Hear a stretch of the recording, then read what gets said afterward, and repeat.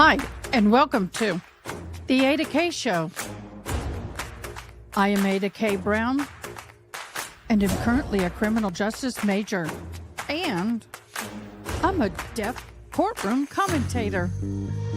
Grab a cup of Java, and let's dive in.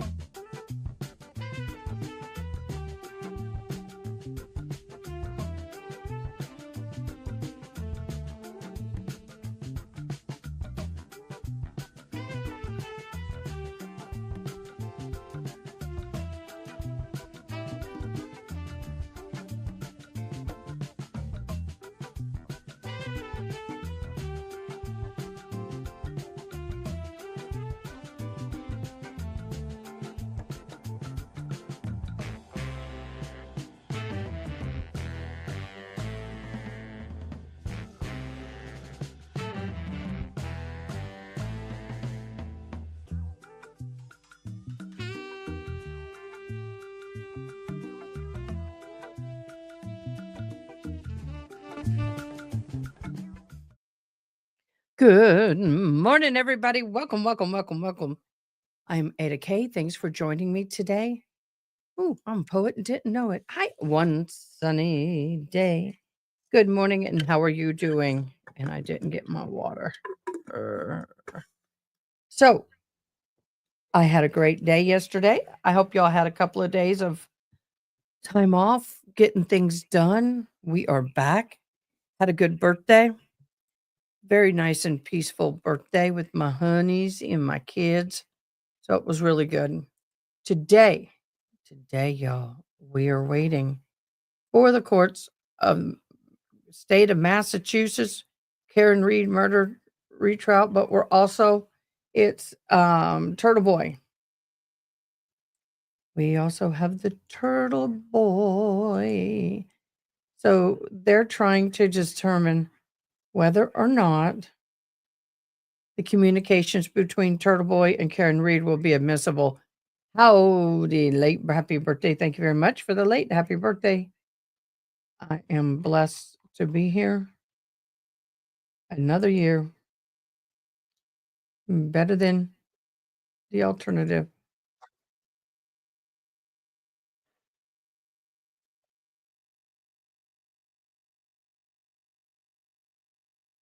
Why is this court? Okay, that we have another court going. That's the one I want. Here we go. We're going to go back. They are now live. We're going to go in.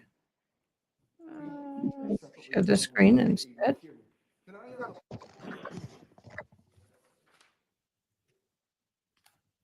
And let's go.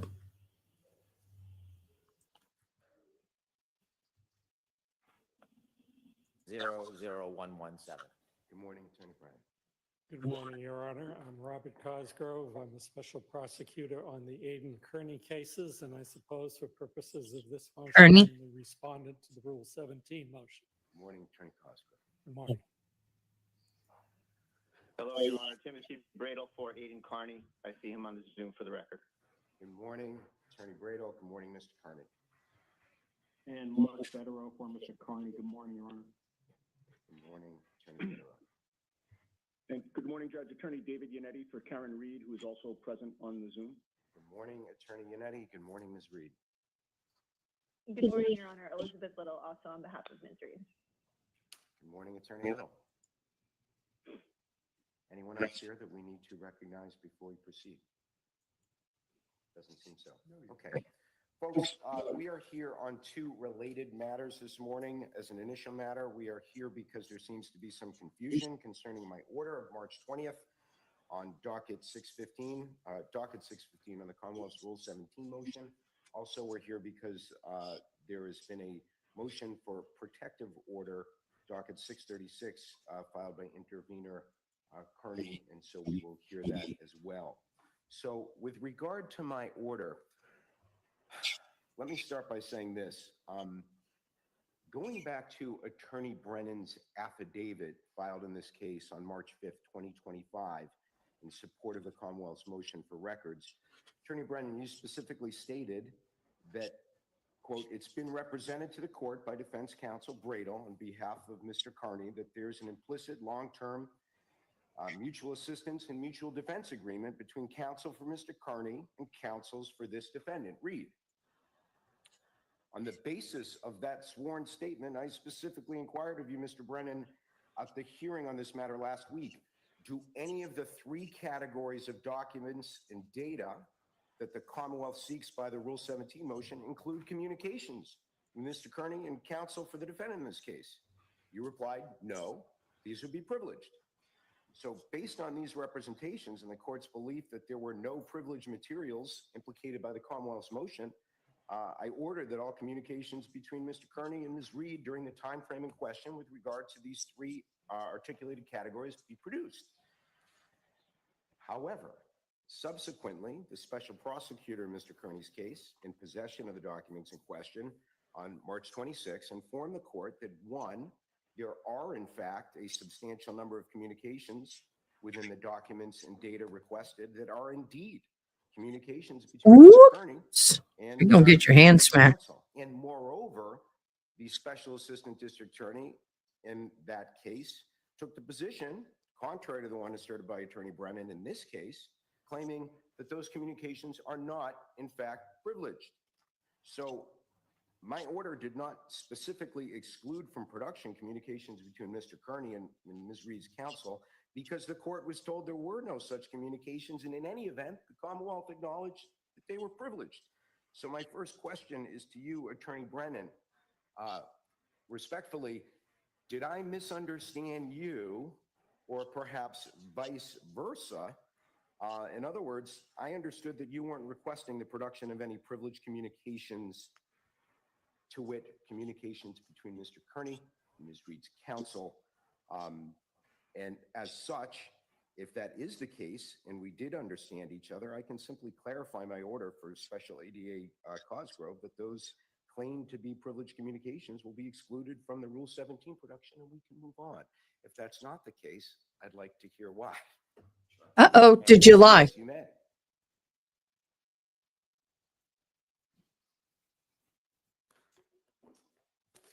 I think there are 2 separate issues regarding privilege. One is whether Mr. Kearney's attorneys, Please. Mr. Barrow and Mr. Brado, have privileged communications, and secondly, Ms. Reed's attorneys' communications with Mr. Kearney. There's no caption. I believe we were referring to Mr. Kearney's attorney. And so what I understood from the motion filing is that there were no privileged communications between Mr. Kearney and his attorney in those phones. And so there would be nothing privileged to protect. Okay, I specifically asked, does this include communications between Mr. Kearney and counsel for the defendant, Reed? I don't doubt that you asked that if that is what happened, but that wasn't my answer to the question, because perhaps I was focused more on Mr. Kearney. So you confirmed today that we misunderstood each other? Or I misunderstood. I'll take responsibility for it. I was trying to be protective of the attorney-client privilege between Mr. Kearney and his attorneys, Mr. Brado and Mr. Federer. Okay, well, we all agreed, counsel, that those in fact would be privileged communications without question. Of course. So let's turn to, if you would, the second issue, which is one that you raised in your affidavit. You specifically raised that question in your affidavit, docket 547. Undoubtedly. I do not believe there is any attorney-client privilege between Ms. Reed's lawyers and Mr. Kearney, because those communications are not covered by attorney-client privilege, because none of Ms. Reed's lawyers are attorneys for Mr. Kearney. Good morning, Toxic. Earlier hearing, and I have the transcript of it. It was December 17, 2024, when there was litigation in Mr. Kearney's case, docket 0313, that there was a position taken by Attorney Bradel. And he began by telling Judge Krupp, well, there's a joint defense issue, Your Honor. And Judge Krupp asked, so it would predate any jeopardy of Mr. Kearney. And then Mr. Brady responded, well, it's a little more complicated because we know he was under investigation along with Ms. Reed without any resultant charges, so we would contend that does not fall under the umbrella. After more questions by the court, Mr. Brady answered, we don't have an agreement, but there's been an ongoing long-term implicit mutual assistance and mutual defense that I myself have been part of for a long time, and Attorney Bedrow has as well. And Judge Krupp said, I really have no idea what that is. And so inevitably, there was no establishment of an attorney-client relationship between the two. Inevitably, and after that, Attorney Bedrow attempted to file an appearance on behalf of Ms. Reed.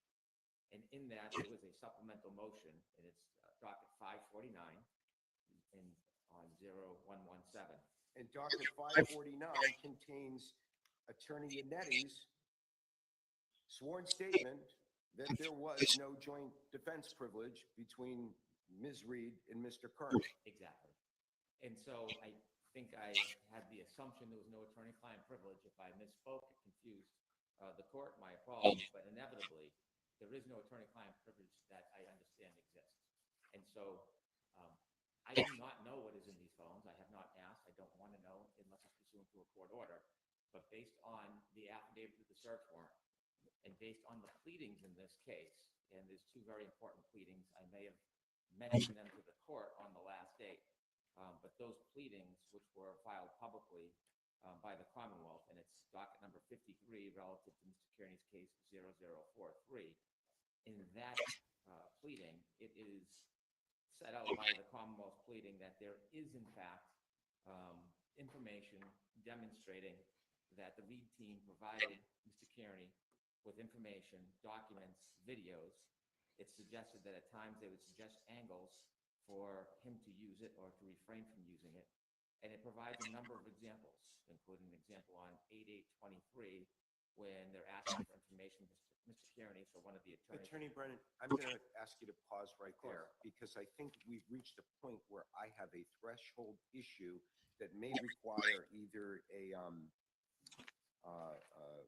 Bishop Franklin protocol or some inquiry into the nature of the privilege that may or may not be asserted by Attorney Bradel. And so I think it's appropriate at this time, Attorney Bradel, that I turn to you, not with regard to the protective order, but with regard to the issue of whether your client claims a joint defense agreement and related privilege to communications between himself and attorneys for Ms. Reed, such that I need to limit the scope of my order of March 20th. Judge, thank you. We do not assert such a privilege. I said in a much different context a long time ago that we had been sharing information and talking to each other and helping each other. And I said that there was an issue. I didn't say there was a privilege. Okay. So we are not asserting that. There is no formal agreement. There's no formal privilege. I said it was an issue to be looked at the time. That's all I said, Your Honor. And in terms of this, Your Honor's order, I don't even know why we're talking about this, Your Honor. The ostensible purpose of the Commonwealth's request was to attempt to show consciousness of guilt on the part of Ms. Reed. So why would communications to other parties besides Ms. Reed have any relevance?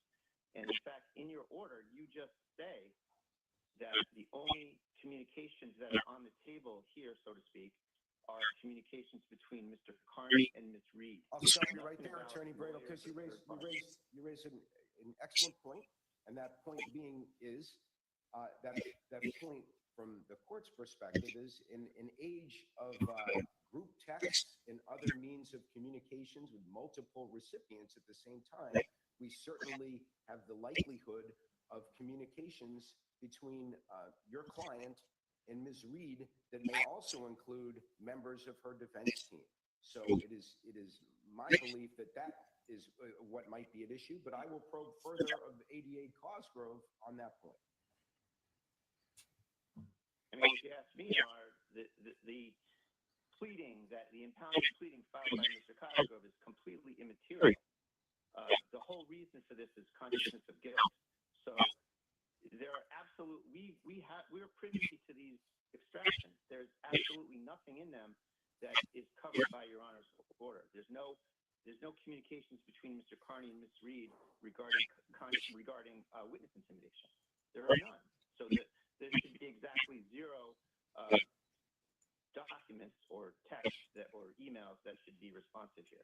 Absolutely zero. And I don't have the thumb drive that Mr. Cosgrove gave to the court parte. So I can only imagine what's in that, and we are anticipating a request that you will look at that, to ask you to look at that in camera and see if that complies with your order. It doesn't. It cannot comply with your order. Your order says Kearney and Reed, not third parties that may or may not have spoken to Reed, and these are things that are privileged among that team. So this is a can of worms that the court did not open by any stretch. And I think that, Mr. Cosgrove's role here is completely ministerial, Your Honor. And the fact that he's trying to jump outside of your order is incredibly inappropriate, in particular because these two prosecutors are in different positions due to a conflict of interest, an expressed conflict of interest that has been identified and supposedly acted on by District Attorney Michael Morrissey. So their communications need to be limited because there is a conflict. Your Honor limited those communications very appropriately to potential evidence that those two defendants could have communicated in terms of some criminal acts. And we're telling you there's nothing there. We don't expect you to rely on our interpretation, but there is nothing there relative to your order. Thank you. Attorney Brady, I'm going to ask you to pause for a moment, and I'm going to hear from Special Assistant District Attorney Cosgrove, specifically with regard to this issue. In your communication to the court, you suggested that in your judgment, the production would sweep in a substantial number of communications between Mr. Kearney and Ms. Reed's attorneys. How would those be swept in when the order specifically calls for communications between Mr. Kearney and Ms. Reed? I think the actions of Ms. Reed's attorneys on her behalf are the actions of Ms. Reed. And if one reads the sweep of the communications between Mr. Yannetti and Mr. Kearney, and between Mr. Jackson and Mr. Kearney, and Ms. Reed and Mr. Kearney, one sees a pattern of feeding information to Mr. Kearney. I think that they act together in that respect, Your Honor. Thank you, Attorney Cosgrove. Notwithstanding that position, the court's position is that the order spoke very specifically and very clearly to limit the Rule 17 motion to the production of only communications between Defendant Reed and Kearney and Defendant Kearney concerning those three areas of inquiry. So I am specifically requesting and ordering the Commonwealth in that case to review the documents called as a result of the Rule 17 motion and my subsequent order, such that the production will only include communications between Kearney and Reed.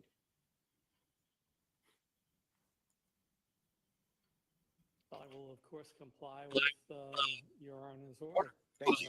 Folks, I think we've covered that point, and I don't think I need to hear any further on this. The order is clear on its face, and I expect the parties to comply with it. I'd like to turn now to the issue of the motion for protective order from Mr. Brado. So I'll hear you on this. appreciating that I have had the opportunity to review the attachments and certainly the basis for this, but I'm not, I'll preview where I end up, Attorney Bradel. I'm not quite clear on the scope of your request as contained in your draft order. As an initial matter, I'm only issuing an order in the Reed case. This is not a hearing on the current case. I appreciate that you have a congruent request to the court in the current case, and that it may make sense that whatever the court does in that case should follow what the court does in this case. That would seem to make sense. But I'm only hearing the motion as it regards to this case. Your request, I'll note, asks that the court order all prosecutors and police in the above captioned case to maintain the confidentiality of the cell phone data and any other investigative information and or discovery in each case. So I'm not prepared to discuss the entirety of investigative information and all discovery in this case. I am tasked with only addressing Mr. Kearney's specific cell phone data that is the subject of my order of March 20th. But you specifically requested that the court order that police and prosecutors are ordered to refrain from sharing such information with particular parties identified in Mr. Kearney's affidavit and any other parties not part of the retained prosecution teams of Ms. Reed or Mr. Kearney. Aren't they already under a duty not to share such information with anyone outside the bounds of what you request? They are, Your Honor. Judge Cannone specifically found a substantial risk existed that any further communications.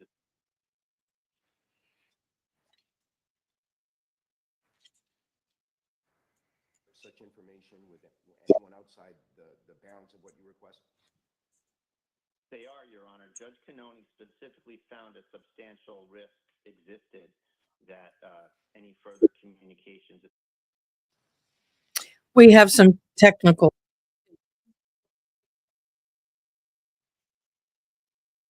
Okay, what appears to be happening here is the prosecution is saying that there is direct communication between Karen Reed and Aidan Kearney or Turtle Boy, and they want that direct communication, text, emails.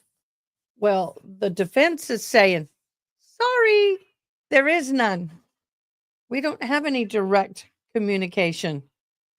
Well, I remember um them stating, ID Turtle Boy stating that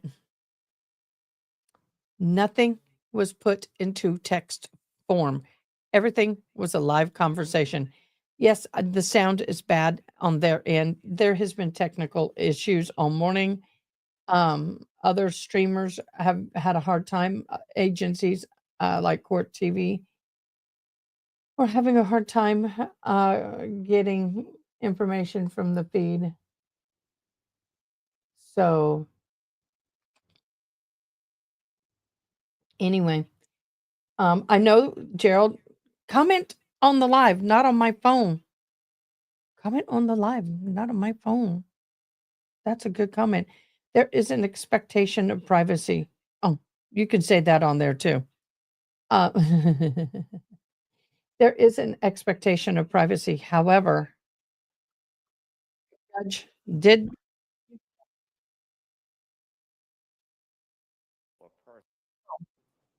There we go.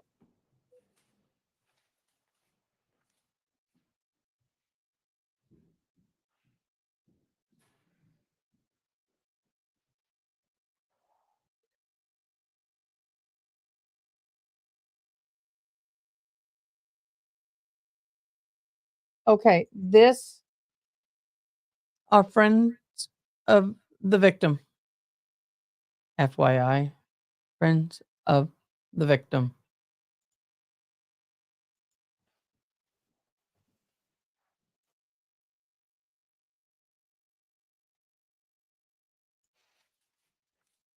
let's see what's happening here.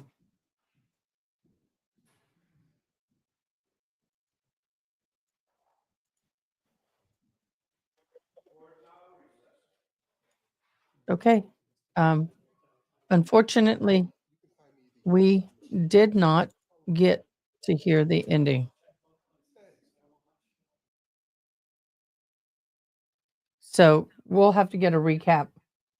Um,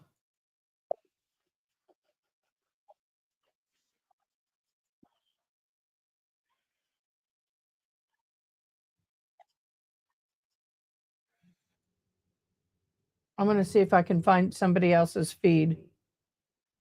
See if anybody else's feed, because everybody's kind of blocked out.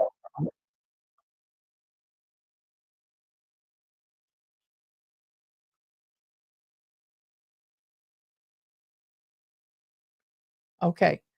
So let me go to law and crime.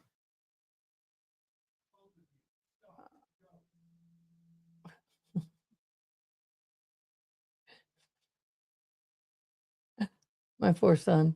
The animals are harassing him, as they are me. Did we feed the cat, Matt?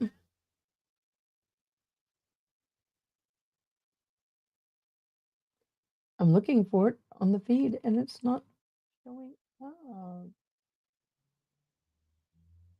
I'm going, guys. I'm trying, guys. I really am.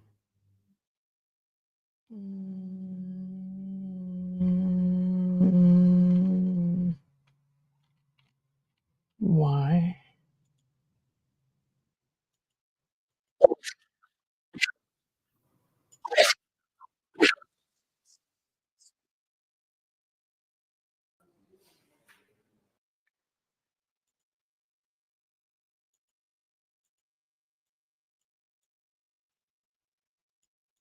See, this is what we have.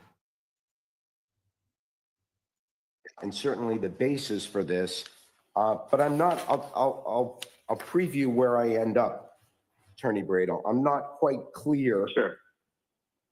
on the scope of your request as contained in your draft order. As an initial matter, I'm only issuing an order in the Reed case.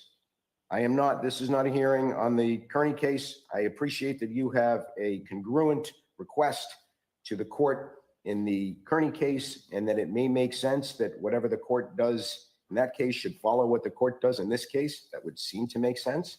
But I'm only hearing the motion as it regards to this case. Your request, I'll note, asks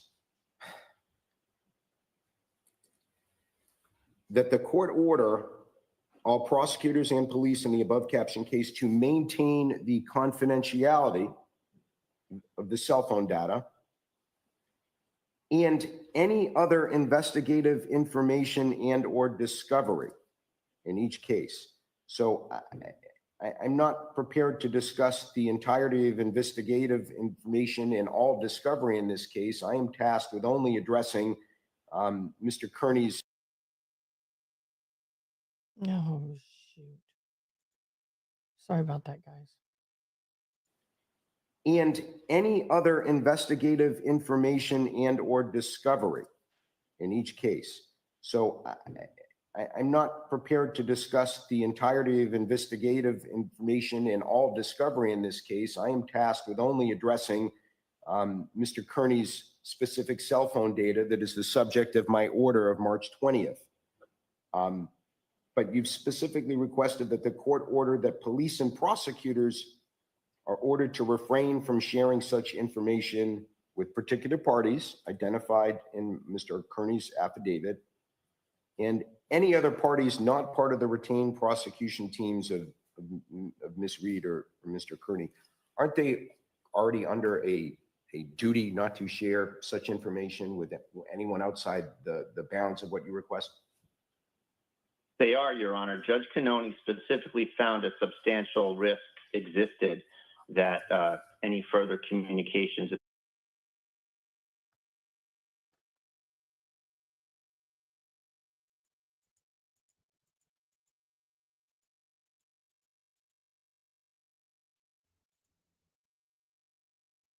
So that's when we lost it.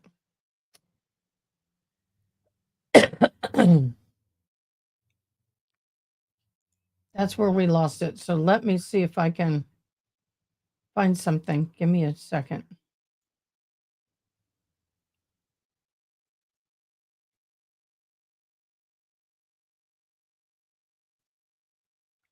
We have several other trials starting right now, which is tough because I really, really, really want to be a part of those, but we can't. Uh, there we go. I want to hear this.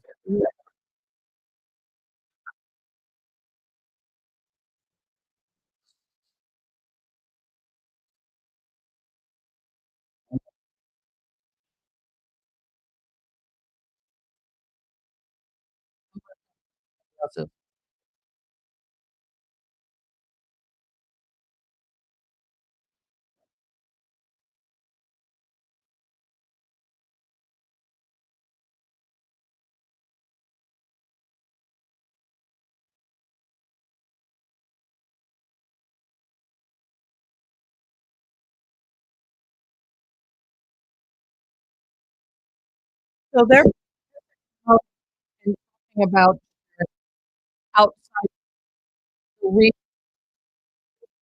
sharing evidence.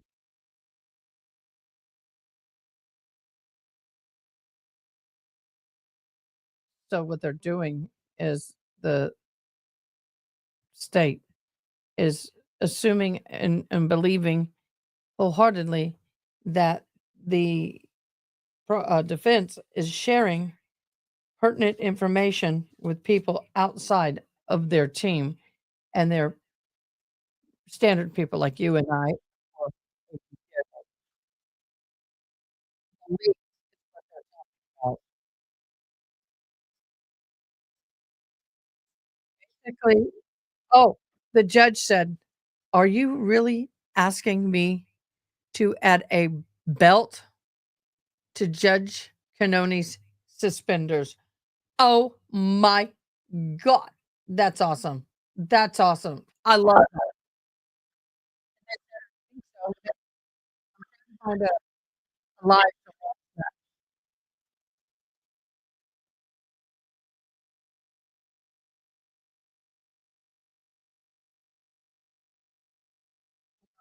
y'all.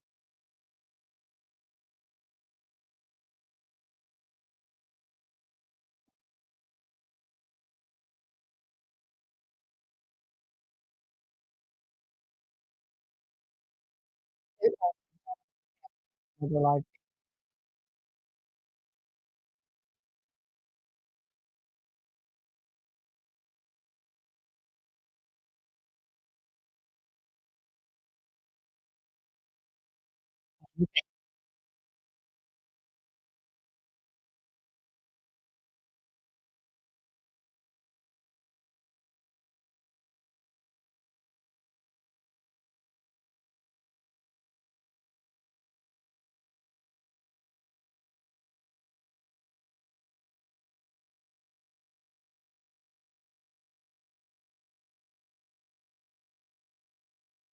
They're just going crazy.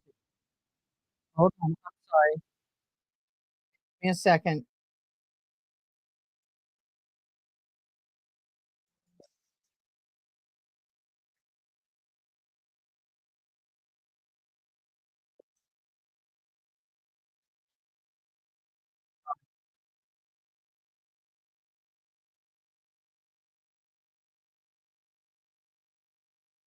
Evidence or the witnesses would would jeopardize a fair trial. And she's This, appreciating that I have had the opportunity to review the attachments and certainly the basis for this, but I'm not. I'll preview where I end up, Attorney Bradel. I'm not quite clear sure. on the scope of your request as contained in your draft order. As an initial matter, I'm only issuing an order in the Reed case. This is not a hearing on the Kearney case. I appreciate that you have a congruent request to the court in the Kearney case, and that it may make sense that whatever the court does in that case should follow what the court does in this case. That would seem to make sense. But I'm only hearing the motion as it regards to this case. Your request, I'll note, asks that the court order all prosecutors and police in the above captioned case to maintain the confidentiality of the cell phone data and any other investigative information and or discovery in each case. So I'm not prepared to discuss the entirety of investigative information and all discovery in this case. I am tasked with only addressing Mr. Kearney's specific cell phone data that is the subject of my order of March 20th. But you've specifically requested that the court order that police and prosecutors are ordered to refrain from sharing such information with particular parties identified in Mr. Kearney's affidavit and any other parties not part of the retained prosecution teams of Ms. Reed or Mr. Kearney. Aren't they already under a duty not to share such information with anyone outside the bounds of what you request? They are, Your Honor. Judge Kearney specifically found a substantial risk existed that any further communications about the evidence or the witnesses would jeopardize a fair trial. And she made that specific finding, and she imposed, I believe it's a 4-part gag order on the Reed attorneys.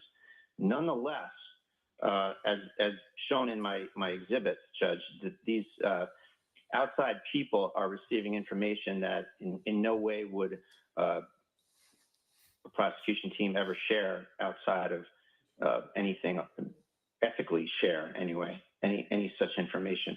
And there's 3 examples of people who are, out there saying we've gotten this, we've gotten that.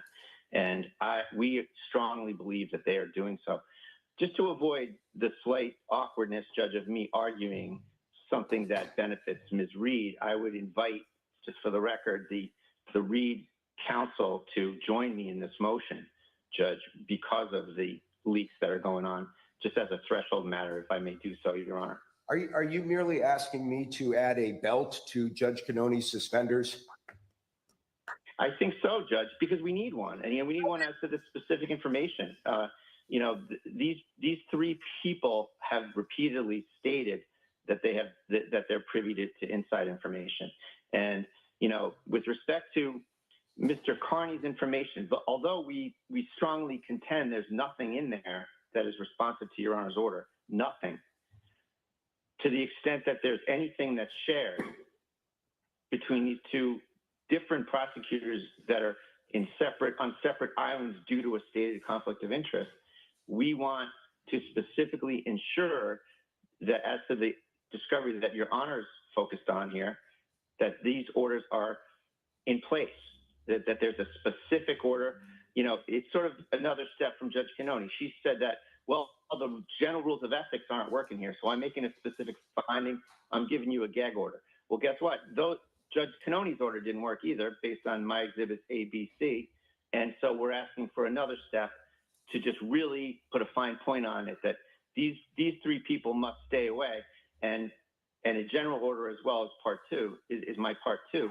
And to the extent that those people have any sort of further expressions of leaks in the media or on the internet, I think that ought to be grounds for a live hearing with sworn testimony about these leaks. Understood. Okay. So that's why I'm asking, Judge. Thank you. Thank you, Attorney Brado. Attorney Yannetti, do you have anything to add on this point?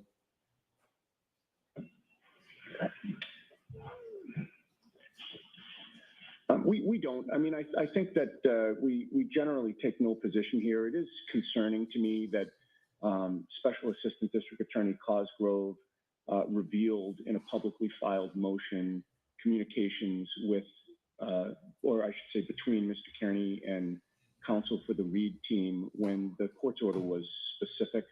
My understanding is that he omitted some statements of caution and admonitions that we may have given to Mr. Kearney about the nature of demonstrations, etc.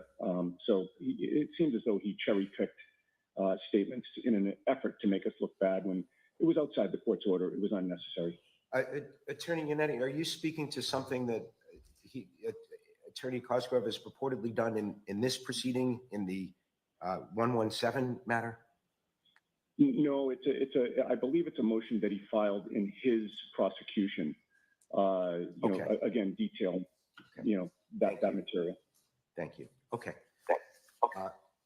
Okay, folks, I will take that matter, the motion for protective order, under advisement, and will endeavor to respond to you as soon as practicable on my decision on that. In the interim,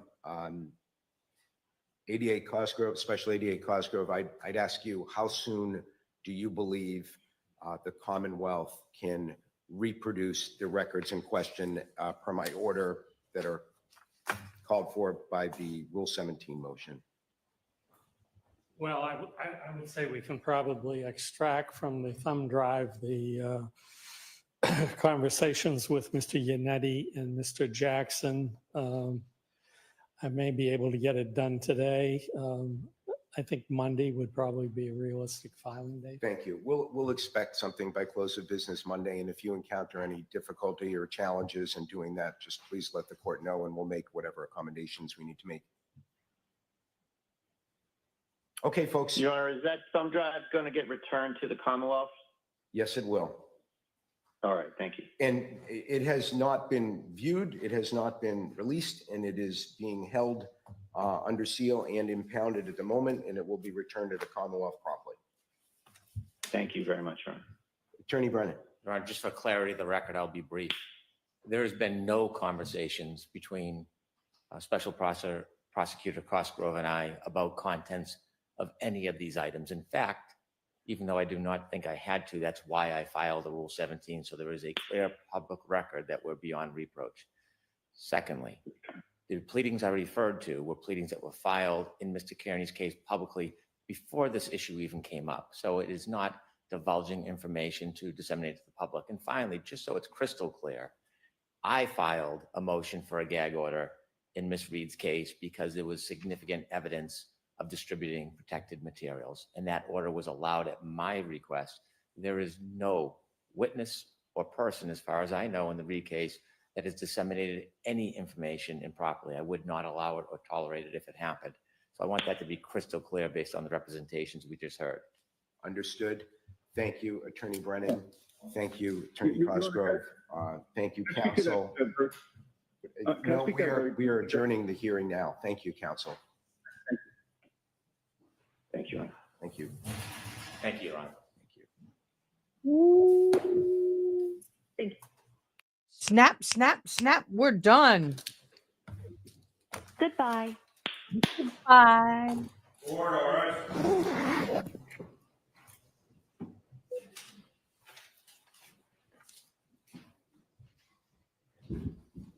And of course, there for John O'Keefe.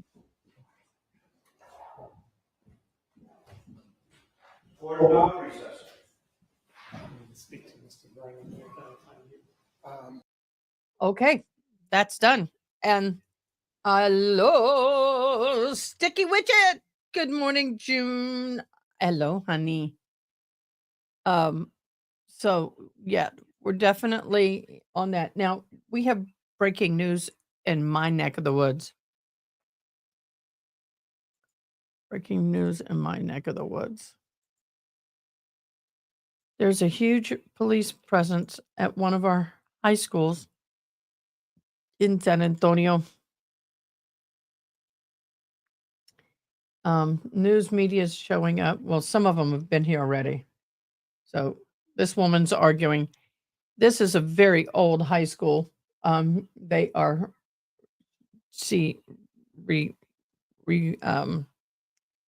there's some construction going on, but a body has been found. If you are a parent of somebody who goes to Judson High School, there is a body that was found on campus. That's all we know. I will be following this, kind of keeping this in the side over here.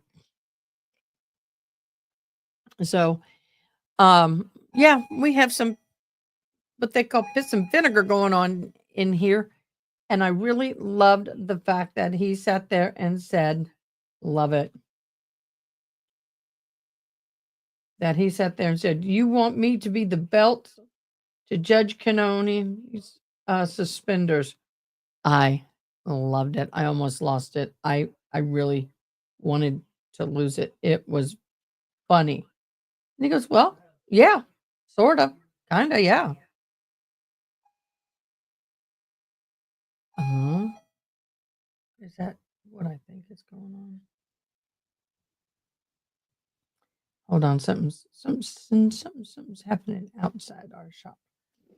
Nothing life-threatening, I guarantee you, but it's active. Trying to see what's going on here. Uh-huh. So anyway, we are sitting here. This was a hearing, an emergency hearing I was not aware of. So yeah, the next thing we're going to be, they're moving them back. She did not win her argument. They were moved back.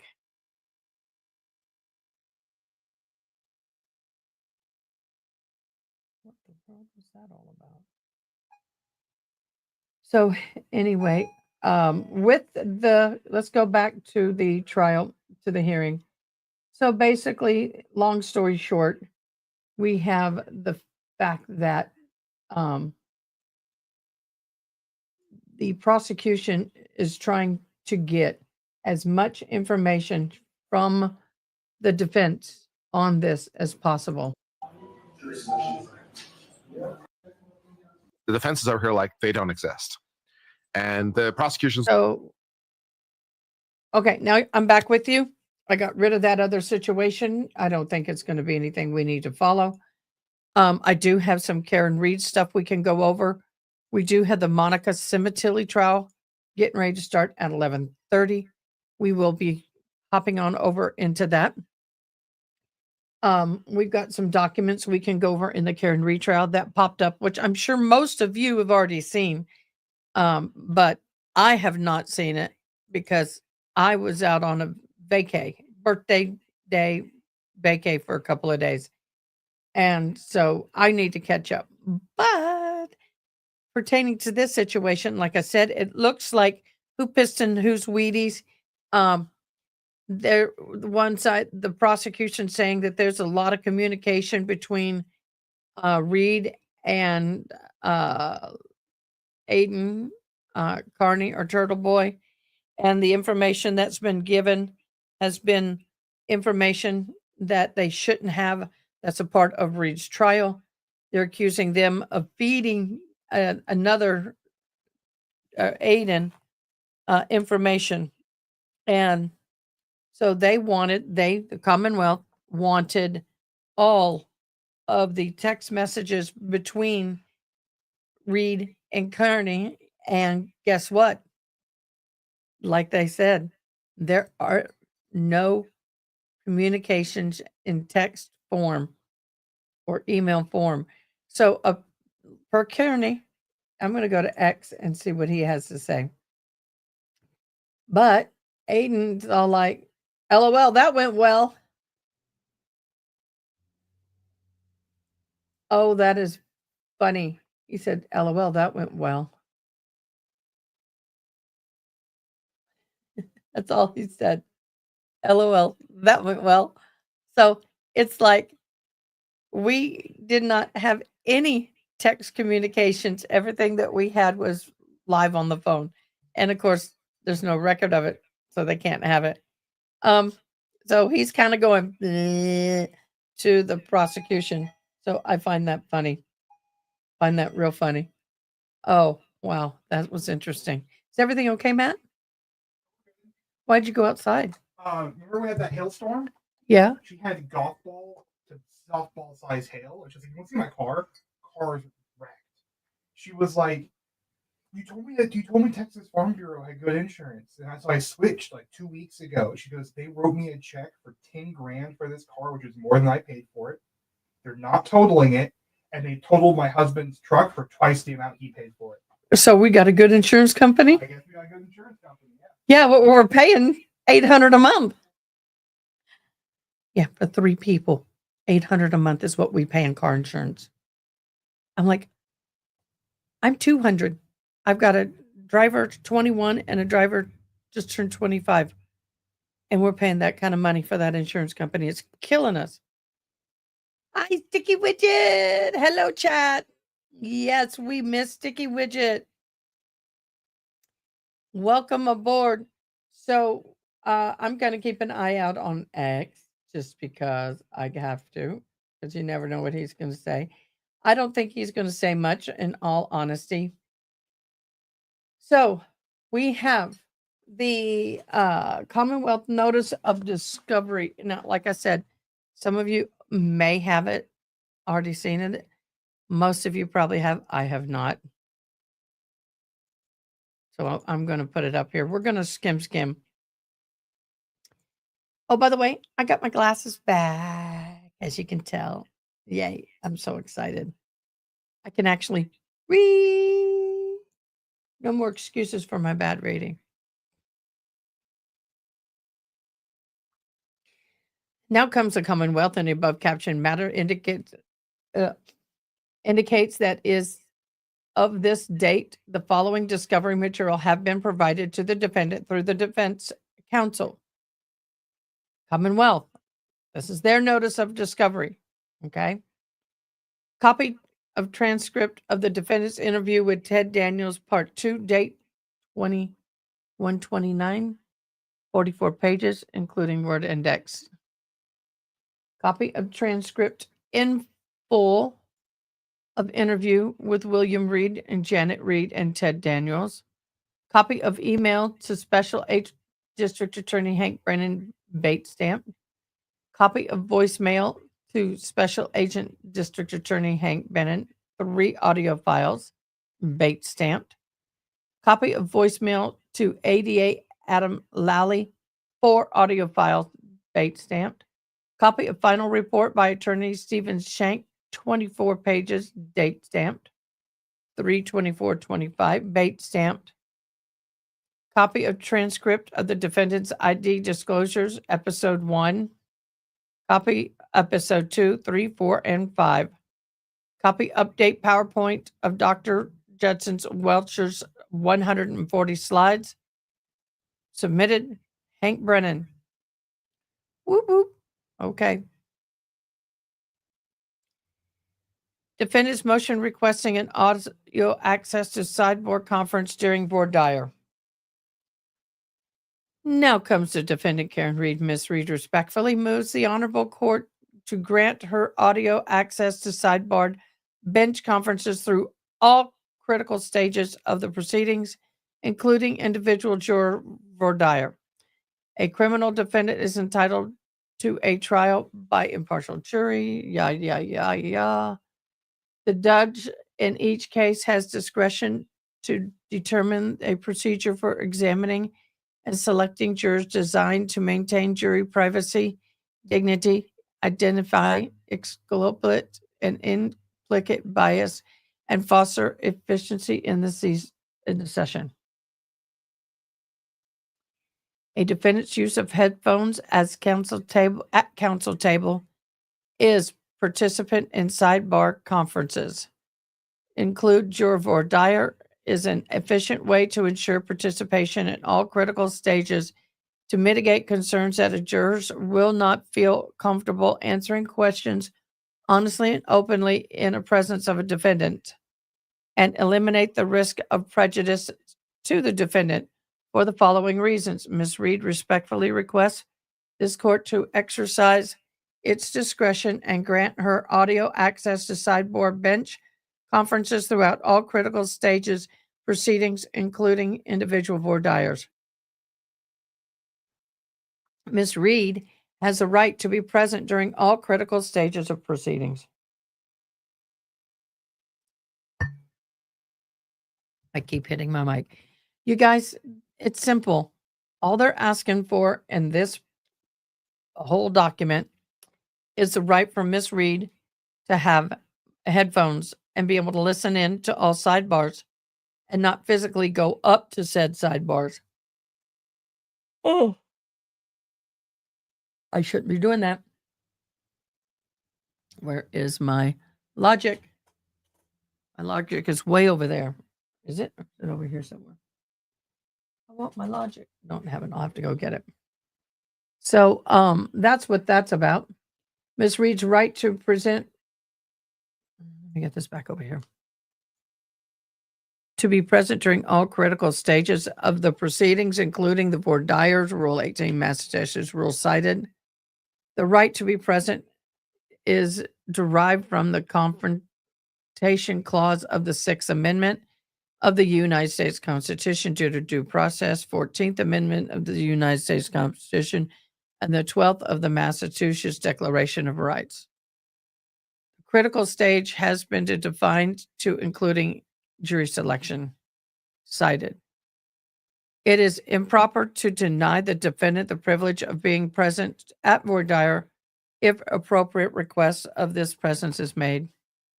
And they are. And they're going through all of that. Here's it's recitation of what we heard. Conclusion: grant Ms. Reed audio access at sidebar conferences and counsel table during the voir dire is when the court's discretion will allow her to meaningfully participate in identifying explicit bias among potential jurors. Additionally, limiting the number of individuals crowding around a bench during the sidebar conference will foster efficiency during the voir dire process. Ms. Reed's meaningful participation in the voir dire process can be facilitated by the use of headphones at counsel table. Avoiding overcrowding of sidebar conferences is an important logistical consideration for both efficiency purposes and to ensure the jurors feel most comfortable answering honestly. Okay, there is that. There is that. Oh, now I got Welcome Back Cotter in my head. Welcome back.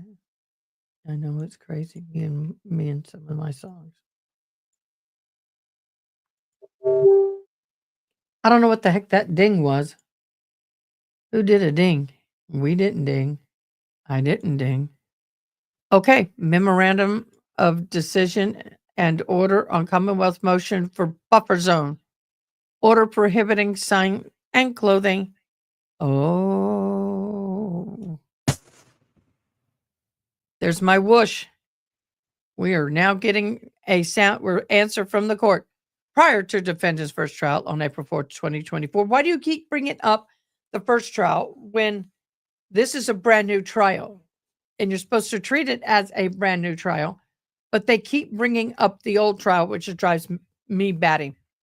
This court issues and establishes a buffer zone around the Norfolk Superior Court, prohibiting individuals from demonstrating in a manner within 200 feet of the courthouse complex and from wearing any clothing or insignia related to the case in the courthouse during trial. The Commonwealth now moves for the court to reestablish the buffer zone for the defendant upcoming trial and modify its previous order by extending it to include the compass, the Bates Court, Billiard Street, Ames Street, and Court Street. To ensure the defendant's right to fair trial, the court may restrict proceedings to speech so long as the restrictions do not burden sustainability more speech than necessary further to the government's legitimacy. Garner significant public interest when the matter is in court as individual line the sidewalks outside the court, loudly chanting voices over their opinions of witness attorneys and strengthen the Commonwealth's case. They displayed matters in which may be evidence during the trial or share their viewpoints of guilt or innocence, the defendant on their clothing or signage, blah, blah, blah. So additionally, the court concludes to modify the April 4th, 24 order necessary despite the 200 feet buffer zone around the courthouse complex during the first trial.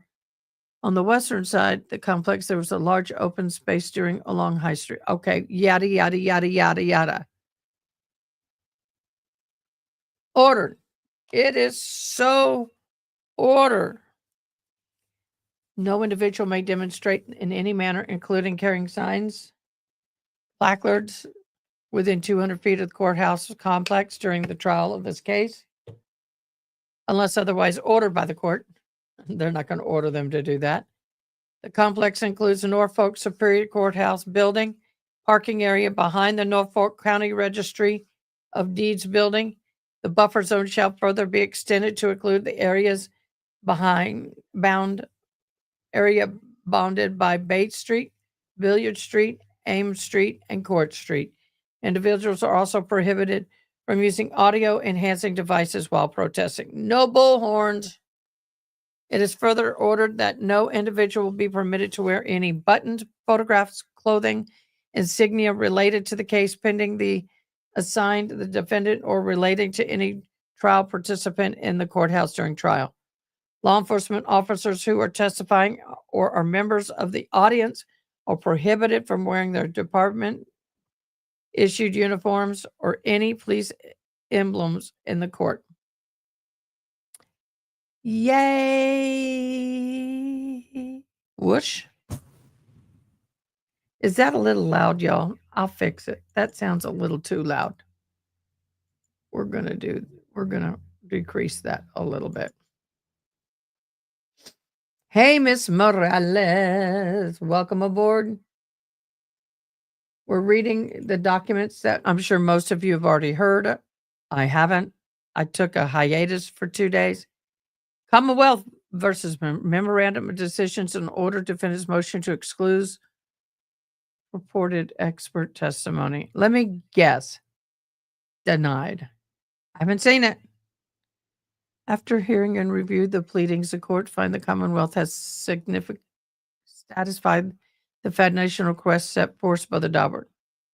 The purpose, the witness is qualified as an expert to testify at the head injuries sustained by the victim in the matter of are consistent with falling backwards and striking his head on frozen ground. Auntie Bev, are you a medical examiner? Are you an ME? Are you a doctor? I don't think she's going to deny it. Let's get to denied.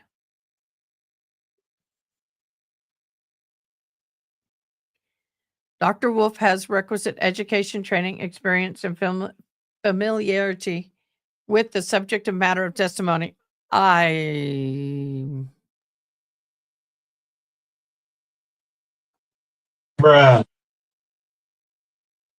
To qualify him as an expert, he is a board certified neurosurgeon with over what?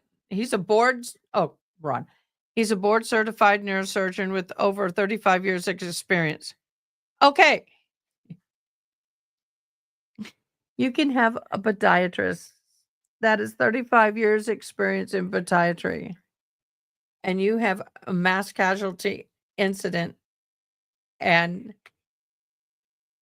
somebody needs a knee, his knee is destroyed, and you want a podiatrist to become an orthopedic specialist? That's what that's like. Neurospecialist studies the brain functions and all of that. They cannot sit there and give you cause of death. They can tell you that this was happening at that time, this was happening at this time. The brain, when it gets an impact, how it swells, how the impact affects the swelling and all of that. But he cannot determine the cause of death. He can say the head hitting the ground is big enough to give you a concussion.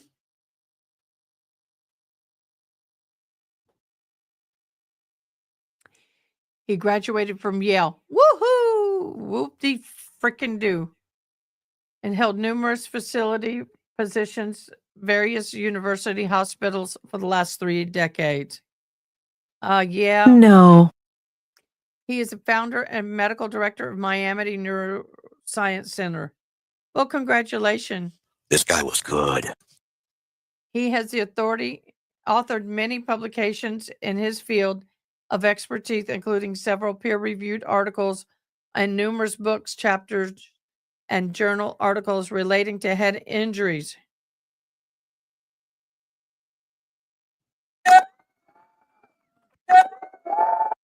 Okay. Thus, it is clear Dr. Wolf adequately qualifies to offer an expert opinion.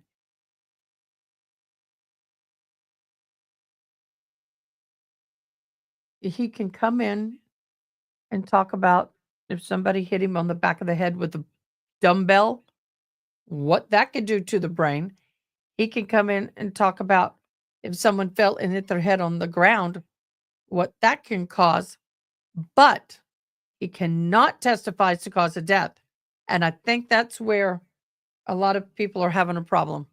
Commonwealth also has shown that the methodology and theory underlying the expert testimony is sufficient, reliable to be presented in jury.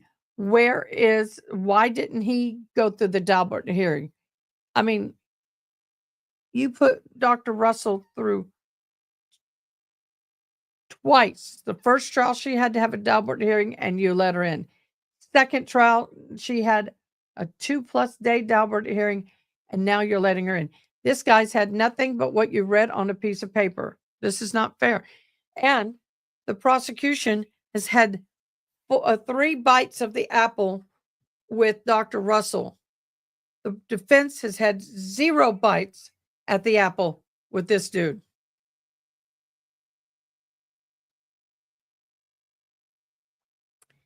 Also note, in addition, Dr. Wolf's many years of experience treating head injuries, he has authored numerous publications concerning, among other things, the treatment, management of brain injury and specifically fractures of the clivus. Based on his experience and published literature, his report adequately expands the conditions between the force needed to incur the specific skull fractures. The skull fractures incurred by the victim in this case and the physical consequences resulting from said injuries. That's fine. Okay, so if I'm the defense, I'm going to come in. I'm going to bring a dumbbell in. Put it down on the table in front of him and said, could that cause that injury? I double dog dare them to bring a dumbbell in and ask, if someone is hit with this weight, could it cause that injury?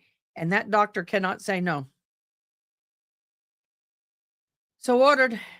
It's denied. Yo.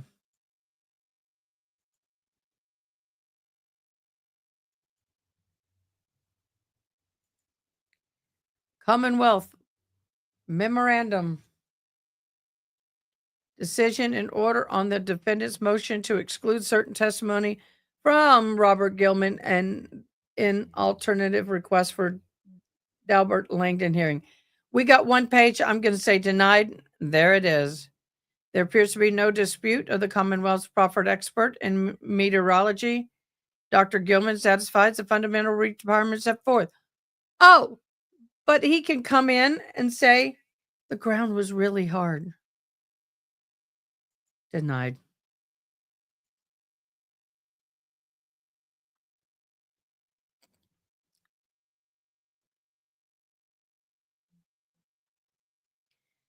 Okay, is this the one where she denied the prosecution? Let's read this. Now comes the defendant, Aidan Kearney, by through understand. Hey, Angela. Yay, I hope it went well. Through undersigned counsel, hereby move to protective order pursuant to Mass R. Crim P. Rule 14 to supplement the court March 21-25 order allowing a limited disclosure of Mr. Kearney's cell phone data, prohibiting leaked third parties. The defense herein seeks protective order to provide him security, clarity, and minimum understanding of the court order. The order would ensure the integrity of the transfer and the use of the defendant's sensitive cell phone data between outside prosecutor appointed in the instant case and the case of the Commonwealth versus Karen Reed. On the 21st of March, the court entered an order granting limiting access to Reed's case. Prosecutors of 2 of the defendant's cell phones accused accessed by the secured by the police in Kearney's case. It is so ordered the ADA, Cosgrove, and the Special Assistant District Attorney assigned to Kearney's case to provide certain select data to Reed's case prosecutors from Kearney's phone. But here's the thing. We've already gone through this. Problem with that? There's not any data because they were smart. Oh, I'm reading the wrong page to you. My bad. Let me do this. That was this one. My bad. But guess what? There is none.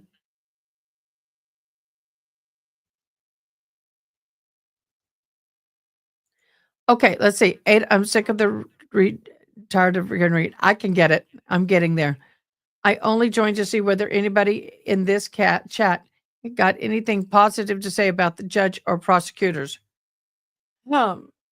This particular judge in today's hearing, I like him. I will tell you that I would prefer. Okay, that's not what I want to do. Let me do this. Okay. I would prefer or would have preferred for this judge to try this trial. I like this judge. This is a different judge that was in the court today. I don't have much really to say about the prosecution at this point. I understand by what you're seeing that you are on the side of the prosecution, and that's okay. That's okay. I'm just stating fact here that it has been reported by Kearney that there is nothing for them to gain, so he's not worried about it. That's it. That's where we are. But please come back for the Monica Cemetery trial. We'll be there in a few minutes. I caught it, Jen. Let me see this.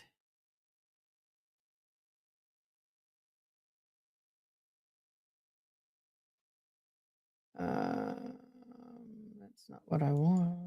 I want that one. We did that one.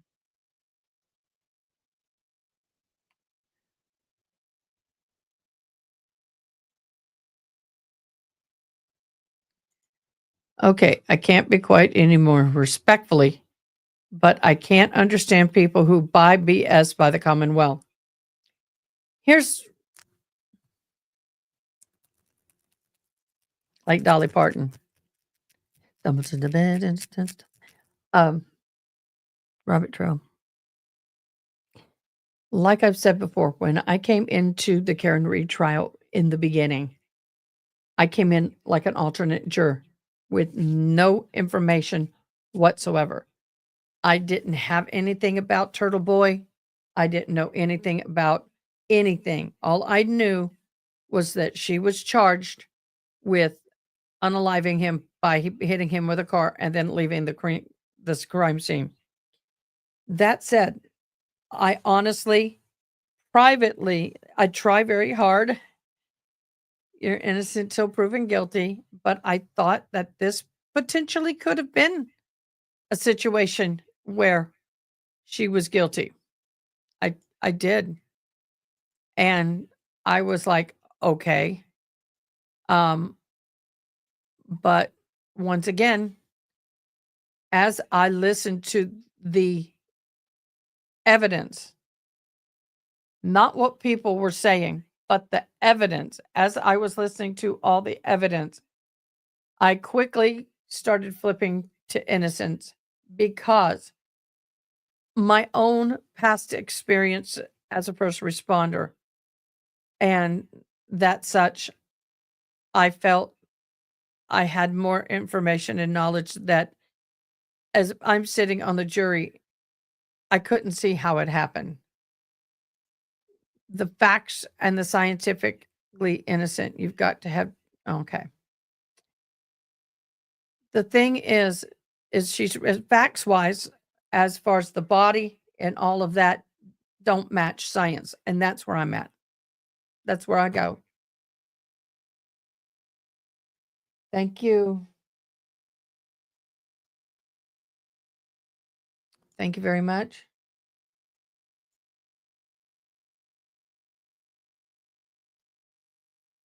Yana, we're praying for you. Awesome.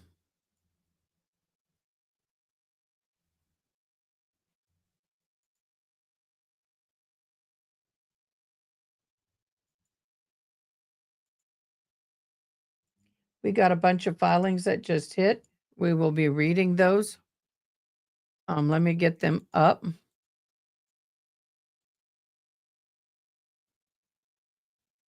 And then I need to separate my lives from it. Give me a minute.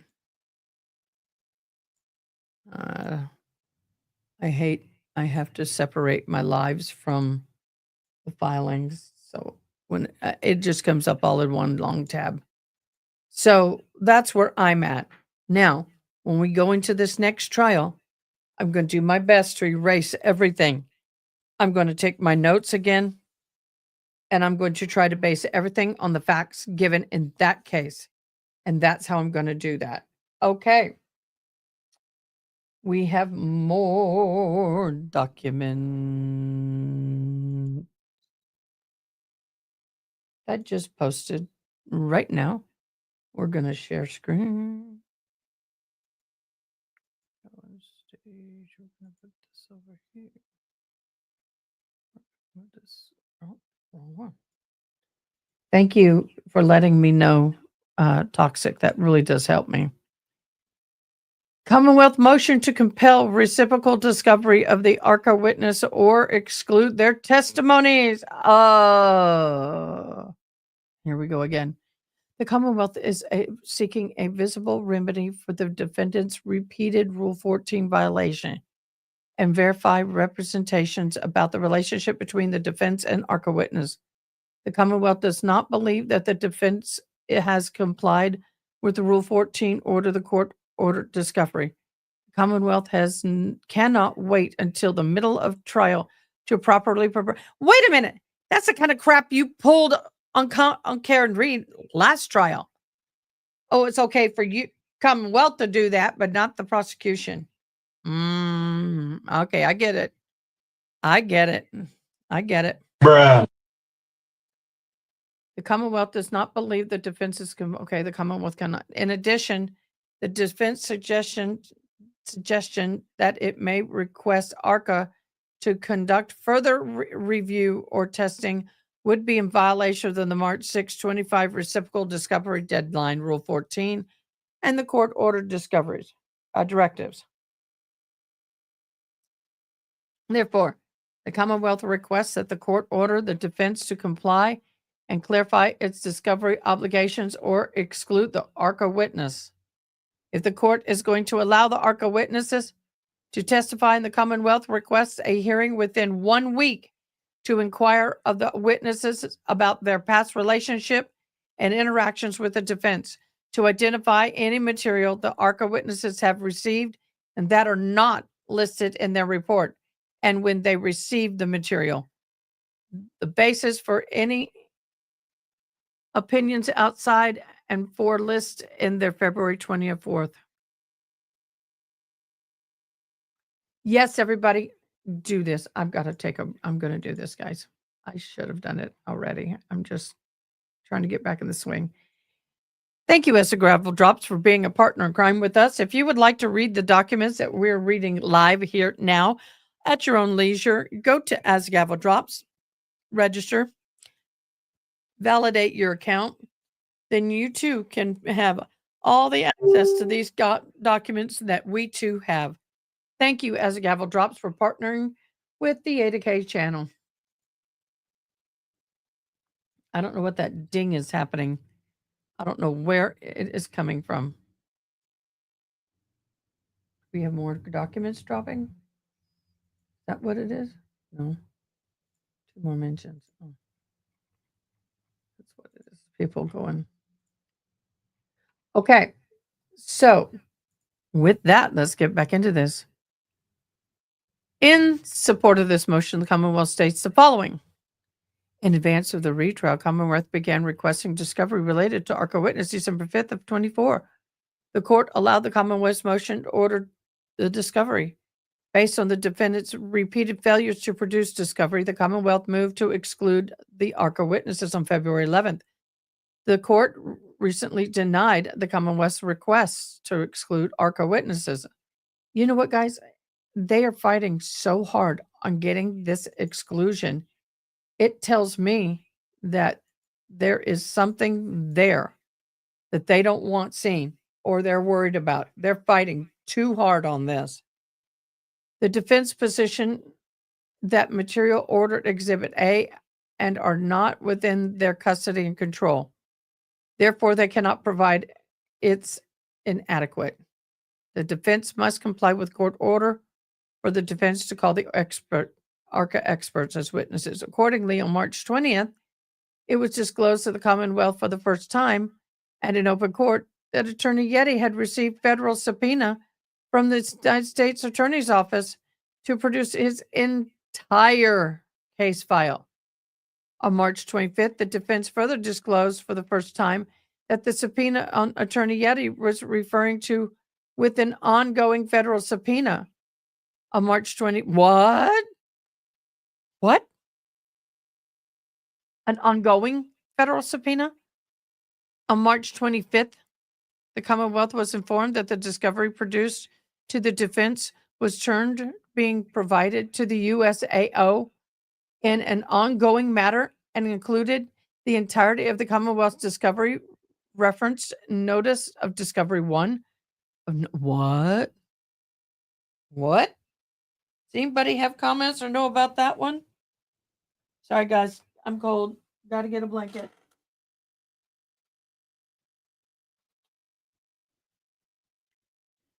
Anybody know about that? Anybody want to help me with this? I didn't know about that. That's new to me. Very new to me.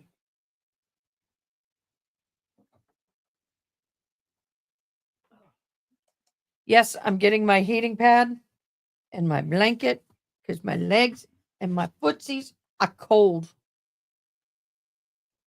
Oh my gosh. All bills, invoices, contacts, retainer, engagement letters, or payments have been created for the defense of Karen Reed or provide to or from the Reed defense team from March 1st of 24 to present. All email, letters, or any written correspondence, including text messages, at any time between the employee of ARCA LLC and members of the Reed defense team, including Karen Reed. Oh, okay. All photo, ledgers, evidence, phone calls, or text messages between the employee of ARCA LLC and any member of Reed's defense team, including Karen Reed, anytime. Yeah, this is damage control. All written communications or summary or oral communications between employees of ARCA and any member of Reed's defense, including Karen Reed, relative to the fact, claim, documents produced, or any other information about the incident that is not listed in the February 24 report. Any written summary of all testings and findings that were conducted by ARCA employee Scott Klein, accident reconstructionist Jerry Robbins, mechanical engineer. The source of all information about DNA forensic evidence was provided to Dr. Wolf and Dr. Rutcher prior to their trial testimonies. All data, photos, videos of any testing regarding of whether the testing is biased for any opinion. The request includes all data, memorization of any filed tests, copy of all federal subpoenas received by the defense team referred to by Attorney Yannetti, an exact copy of all materials that the defendant provided to the USAO, including 1, a list of contents of all materials provided to the USAO. 2, date. Okay, wait a minute. Gerald, you may be able to answer this. What I see happening here, and I could be wrong, is that this last sentence I read here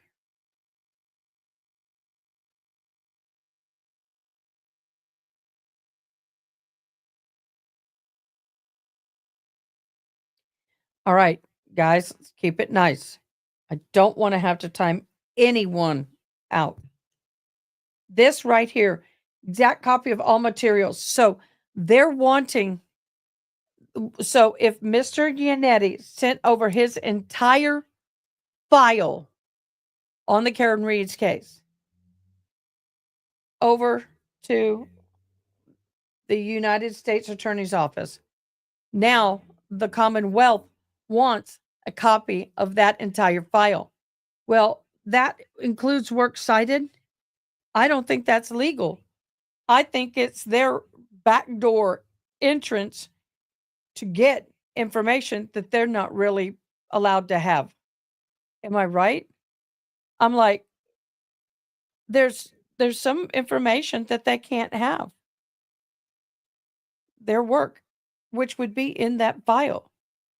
So the prosecution is trying a backdoor way of getting things that they shouldn't have. An exact copy of all materials that the defendant provided directly to ARCA. Okay. The defense counter requests USAO follow the USAO March 4th letter and any subsequent responses. If all requested discovery is not provided, Commonwealth or defense certifies that each request has already been provided. Commonwealth requests the court to exclude the witness of ARCA.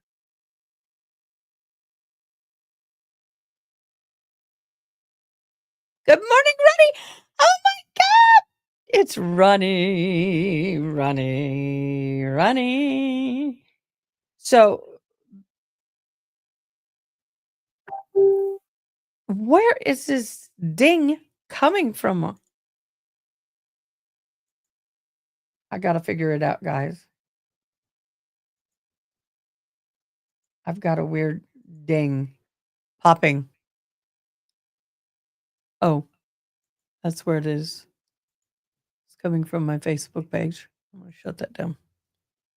So, this to me is not just about the ARCA information. They are not asking for only ARCA information. They are also asking for all communication from all the files that was sent to United States District Attorney's Office. And that to me should be a no-no. That was a subpoena in a separate investigation. Should not be involved in this trial, in my humble opinion. But who am I? Who am I? Oh.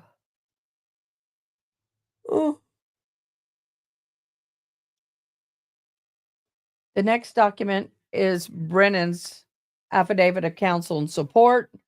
Yada, yada. We don't need to see that. He's just supporting it. Here's another motion in the defense motion for specific discovery. Let me do something.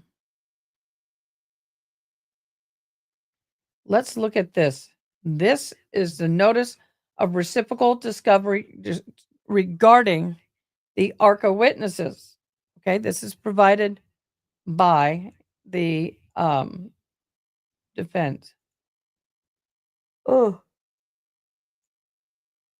y'all, I am sorry. When I stop this live, start the other one, I'll go get my vitamins. I didn't take any of my meds this morning.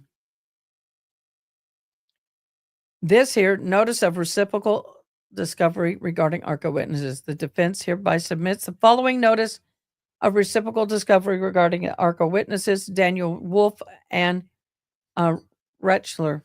Request 1. Complete statement of all opinions to be expressed by Dr. Wolf and Andrew Rentschler. Rentschler. That one. At the basis of reason for each opinion. This information is in possession, custody, and control of the defense has already been produced and can be found in the ARCA report, voir dire testimony, trial testimony of the said two. Request 2. All notes, reports, and materials related upon either witness or review of this specific case. Requests for materials is not limited to expert report. Commonwealth is requiring all material related upon review, even if the material is not a part of the expert report or opinion of trial. Getting a little demanding? Much? No. A material reviewed by Dr. Wolf and Rentschler were listed in the ARCA report. The United States Attorney Office formally authorized the defense to independently retain ARCA and repose additional discovery to the experts in their review of March of 2625. The same day, the defense provided additional materials to ARCA, including Welch's report of potential rebuttal testimony. All materials were immediately produced to the Commonwealth in reciprocal discovery. Okay. Exactly, Gerald. Do your own work. A copy of materials provided to ARCA Daniel Wolf and Andrew Rentschler are represented in the United States Attorney's Office by the matter of the defense team or by the U.S. State's Attorney's Office. Requests include all materials, including written, documented video, witness statements, witness produced. The answer to that part is all material provided to ARCA by the defense have been produced in reciprocal discovery. A copy of the grand jury subpoena issued in the USAO to the David Yannetti, date November 22nd, 22, demanding production of all material produced in discovery to date, Commonwealth, Karen Reed, as well as all relevant investigative material was produced to the Commonwealth in reciprocal discovery. Okay, I had a thought. I'm wondering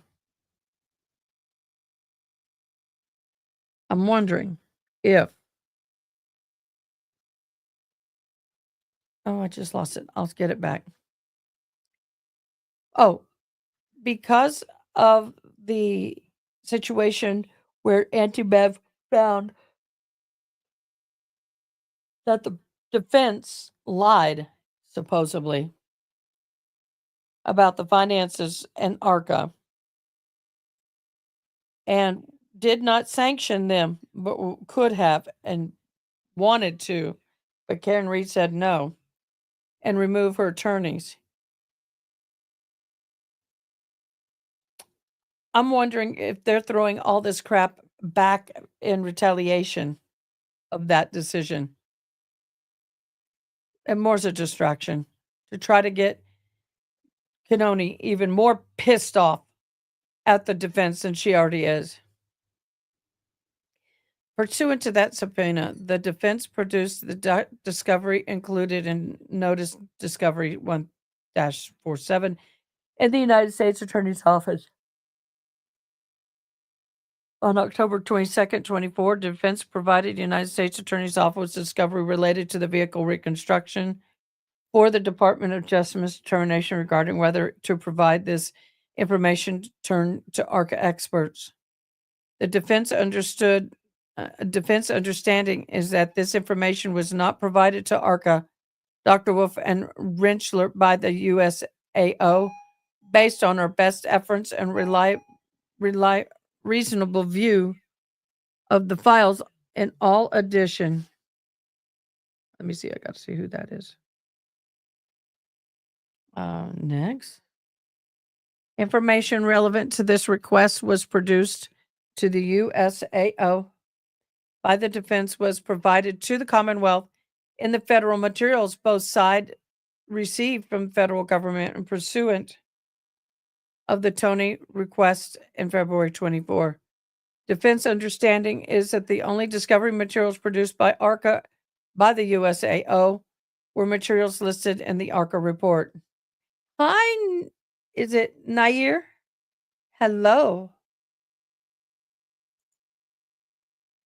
I know, right? You're so right. Number 4, all materials provided to either witness after the conclusion of the defendant's first trial. All materials provided to Dr. Whitman Wetzler are after the conclusion of defendant's trial have been produced.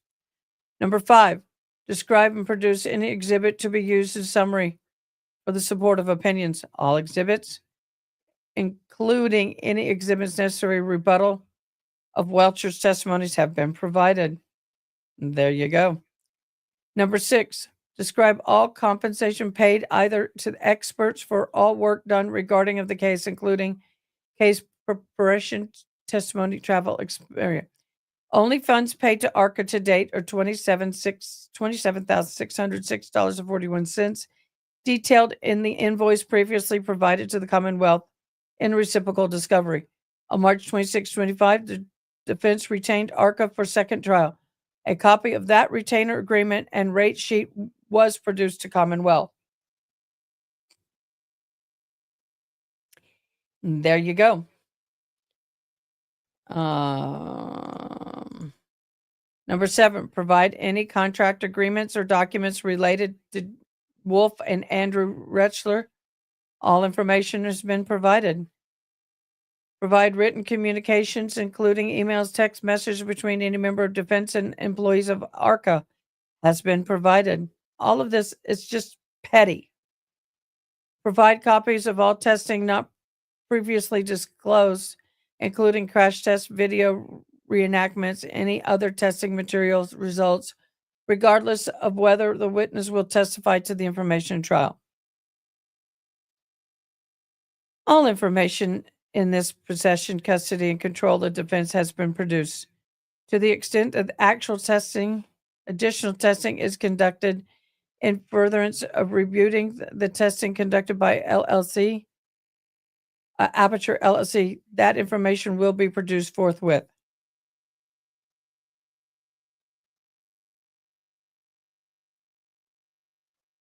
Provide written communication, including email, text messages between the USASO employees of ARCA. All information has been produced. Custody and control of the defense has been produced. Provide all communication between the United States Attorney's Office and any member of the defense team. All communications responsive to this request have been produced in February 24 are identical to the Tauchi material produced to the Commonwealth. He was, honey. He was. He was a hottie. Provide a copy of all written requests that have been made to the defense team, blah, blah, blah, blah. All have been produced. All have been produced. All have been produced. So what you're saying here is basically go do your own homework, which I got to do. Ooh. Do your homework. It's all been turned over. If you're too lazy to go back and find it, that's on you, boo.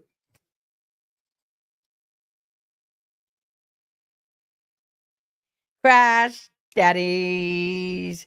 That they were. I'm sorry, honey. I gotta agree with the ladies on this one. Y'all, my boyfriend's watching right now, and I'm talking how hot they were. They were cutie patooties. Not gonna lie. I can appreciate God's beautiful creations, but no tinky or touchy. Hey, after looking at the face of all those people we've been looking at, they were a nice reprieve.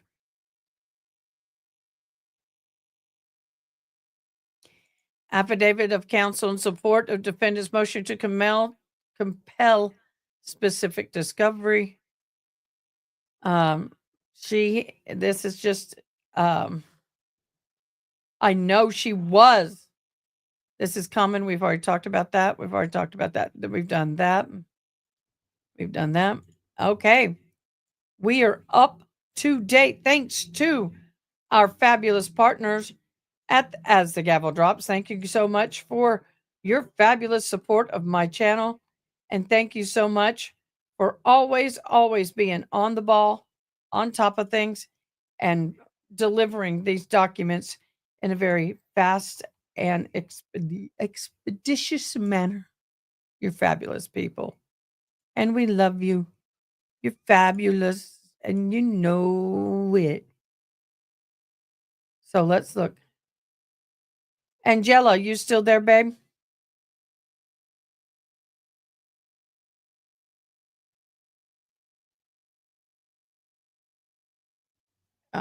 There we go.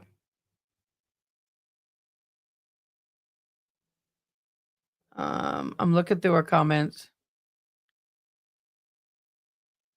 Everybody does have a right to their opinion here. So let's kind of keep it nice. So what do y'all think about all this? Ronnie, how are you doing, beloved?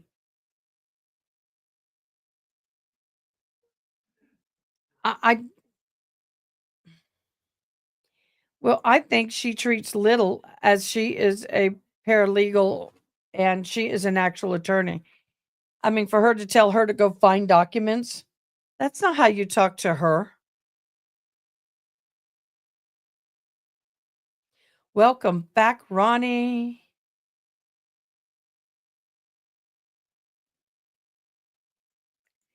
The glee when he was talking about making the cannon warm by my hurting heart. He was going off on that. He loved the cannon. Oh, y'all, I'm a nerdy. I'm not a nerdy, but I do like things that go boom. I do like the boom boom. I know, hon. It's not right, but she does like the boom boom. I love things that go boom. I love to boom them. I love to carry them. I love them. I love boom.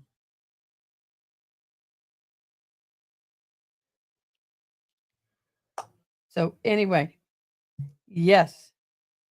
So guys, I remember that. Oh, Gerald, stop it. Behave. Behave. Behave, honey. I didn't even put earrings on today. Not a touch of earrings.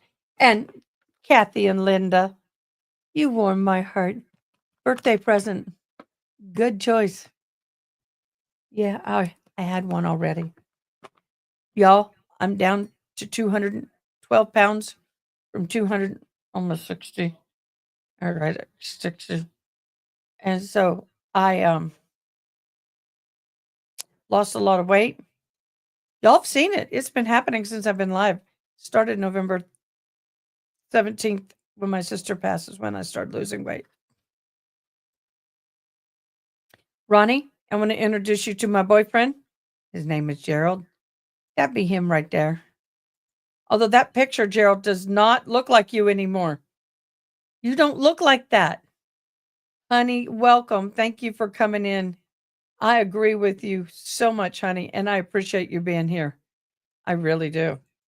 But y'all, none of y'all have done the I liked. Come on. Put ILIKED. Hello, Brit. Just like that. If you have not to get into the drawing. Oh, the king had cancer treatment side effects, so he was hospitalized for a day. Hope he's doing better. Oh, we gotta watch this. We're gonna jump to the Donna Adelson trial. The judge has made a ruling in her case. So no, I want to be here. Jump over here. Bring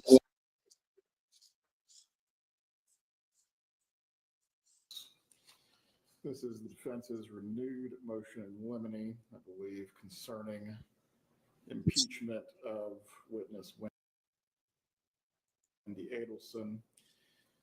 Mr. Zellman, you may argue when you're ready. Thank you, Your Honor. And Your Honor, the only piece of evidence that we're going to be offering prior to making an argument is Miss Wendy Adelson's CV from December of 2012. It's marked as defense 1. I don't believe that there's an objection. No objection.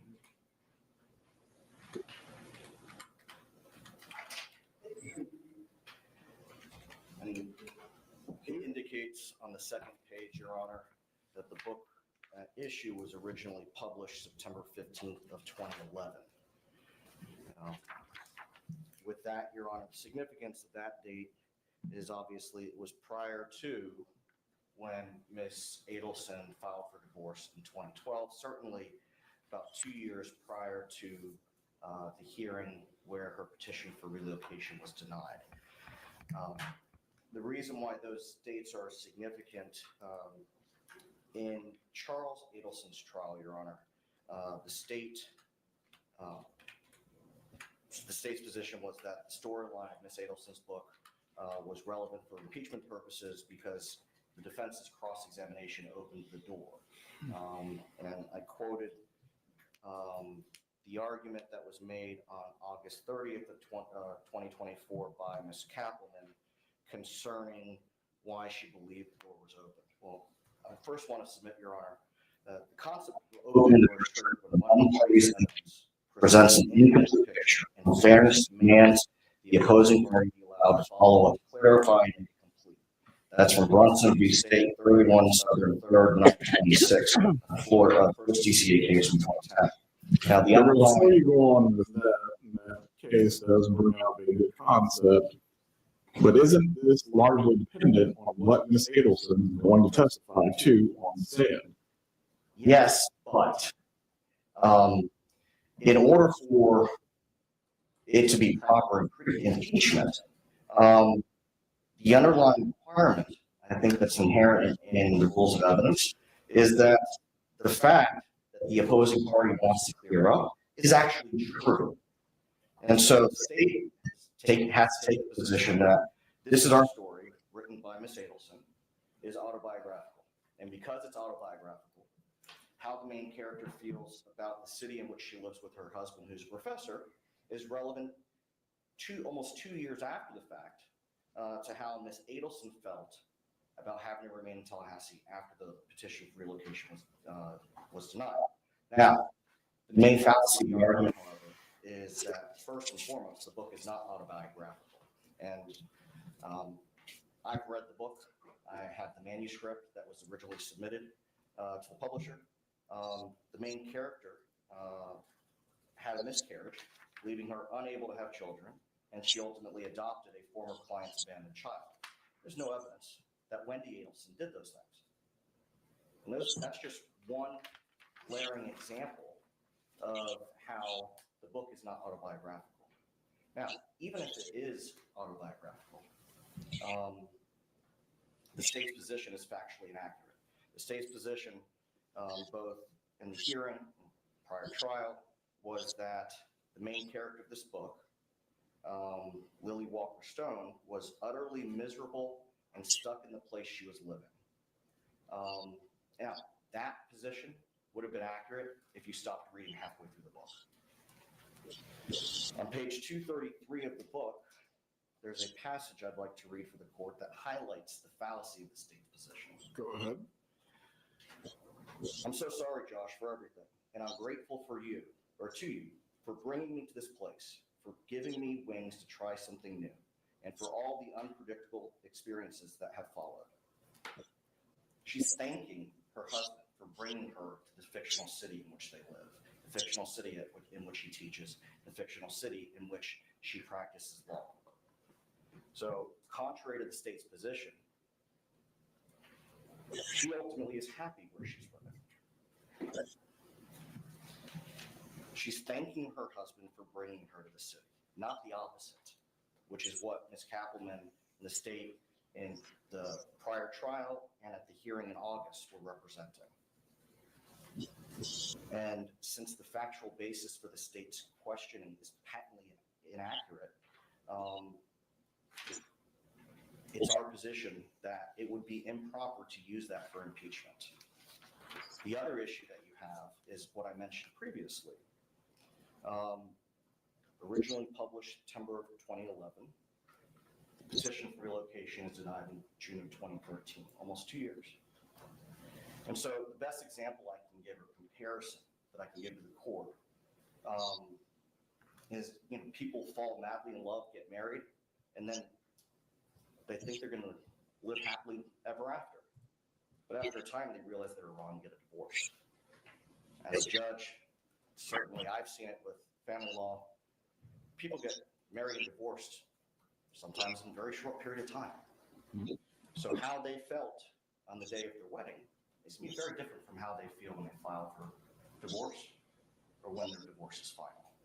So I think that the timeline, even if this were factually accurate, if it were autobiographical, the timeline itself leads to an issue with 403.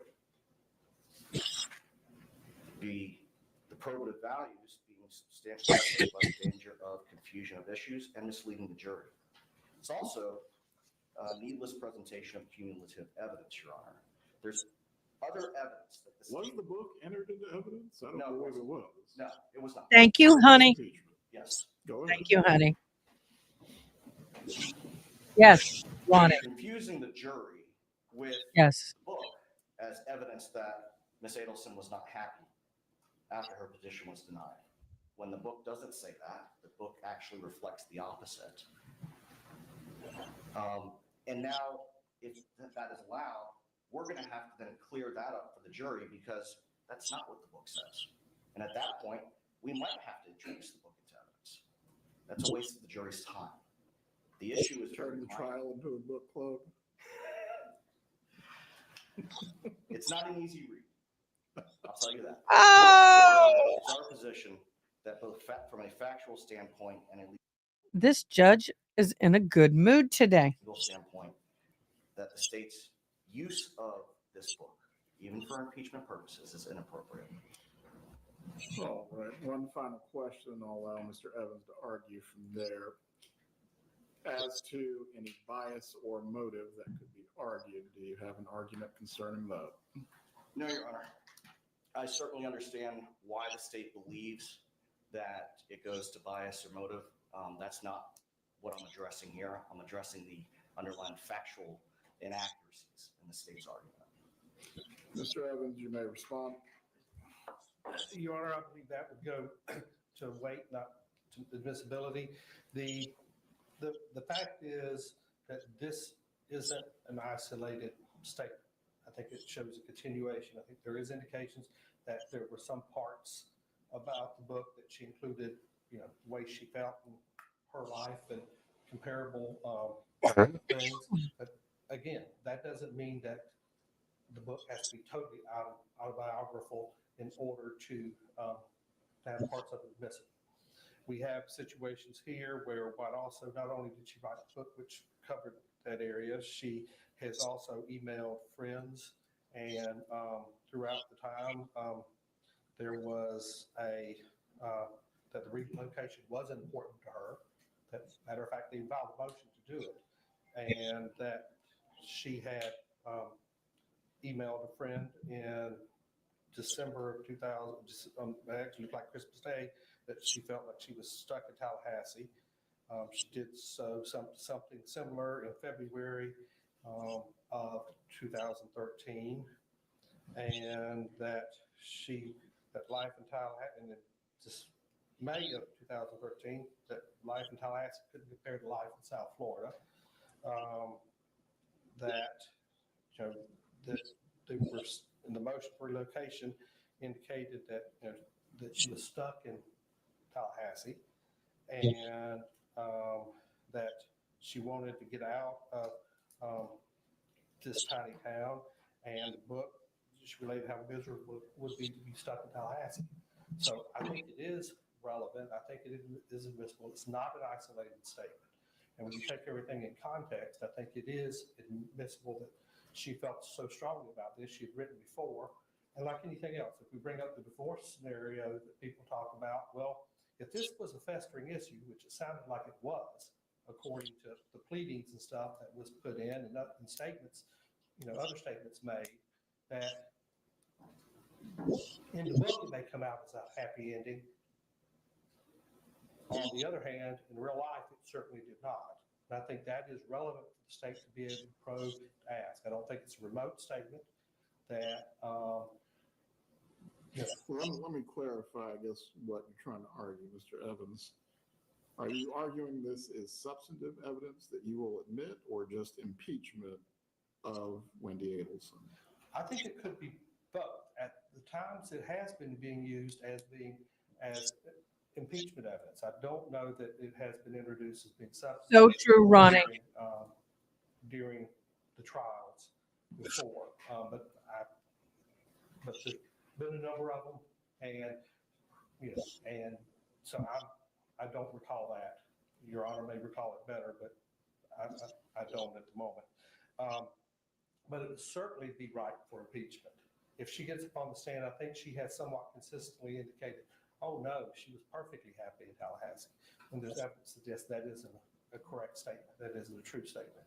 And it was one of the reasons that, in effect, the defendant had related, I think there seemed to be some indications from what, and I'm looking at some of Ms. Kaplan's notes, that she was called a hostage or a prisoner in Tallahassee in an October 2012 email that then the defendant also expressed concerns that as a Tallahassee native, the judge provided a relocation motion would see nothing wrong with living in Tallahassee, but as a native of South Florida, she would know better. And that she believed that getting stuck in Tallahassee would ruin her life.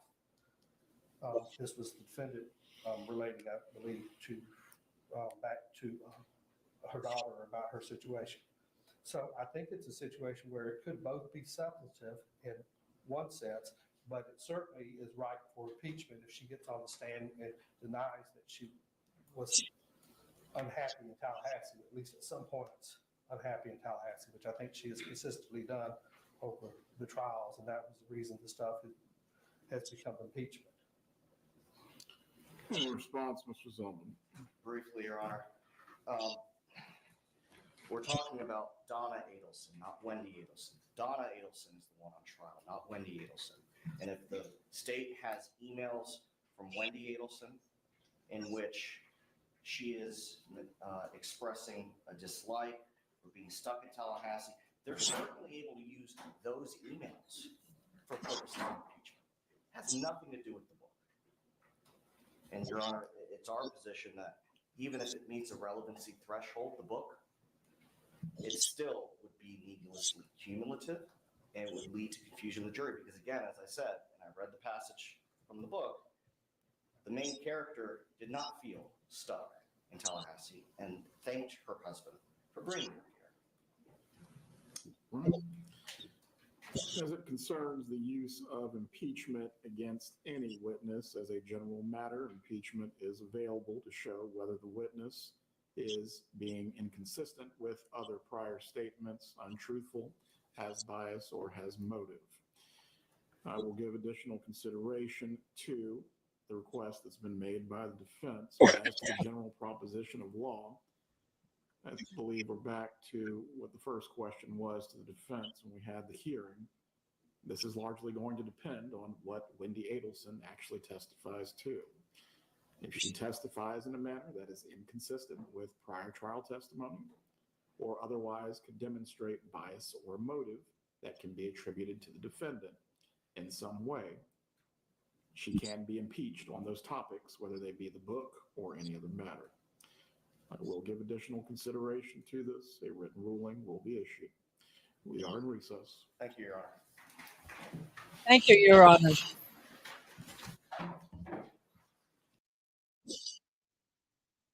Thank you, Your Honor. Okay, that's interesting. Very, very interesting.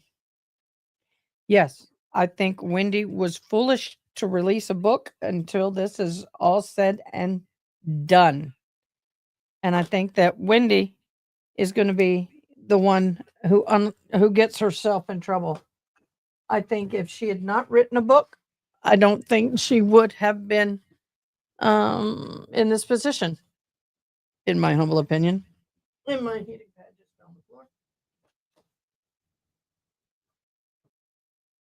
Come on, really? Oh.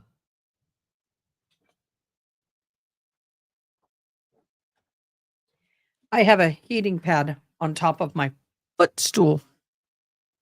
Oh, it's kind of weird in this place. My legs get cold, my feet get cold, but my upper body's hot. Probably a little circulation. I need to move around. So, Rhonda, you're right. You're so very right about this.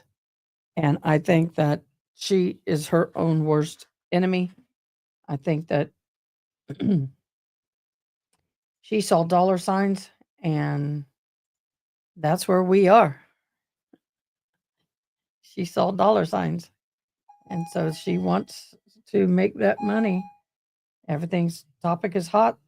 Strike while it's hot, but it's going to get her in trouble. Oh, thank you very much. I'll go right there right now.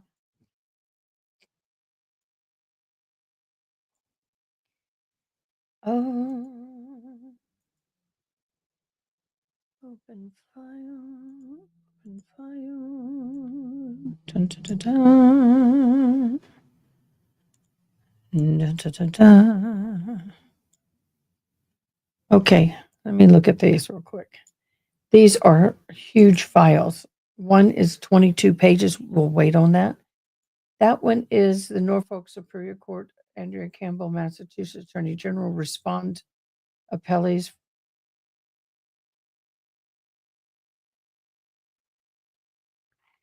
Okay, that's the appellate court. Here is a page that I can show you. So let me get over here and share screen. And there we go.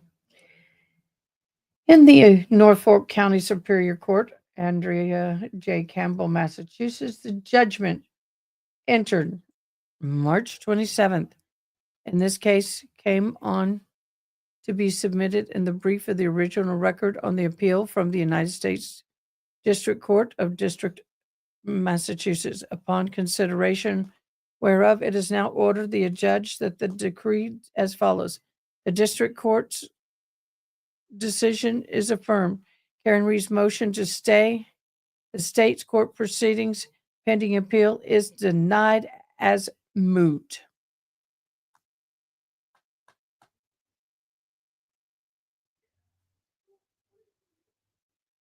So she lost that. And here is the 22 pages. This is the court judge. After mistrial, moved to dismiss the court. This is just the history, the background. We all know the history and background.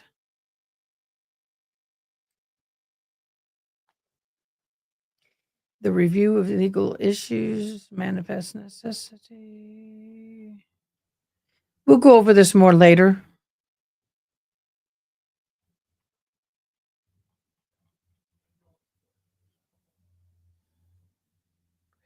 Next, Ms. Reed argues several jurors' post-trial statements established. Nope, they're not going to accept that. Post-trial hearings, we've been on that. In conclusion, the district court decision is affirmed. Reed's motion to stay the state's proceedings pending appeal is denied as moot. She must move forward with trial. And guys, we will read that later, but we are in queue for the Monica Simitilli trial. And thus, I am not going to get going on a 20-something page document until we are in a place that I can read it.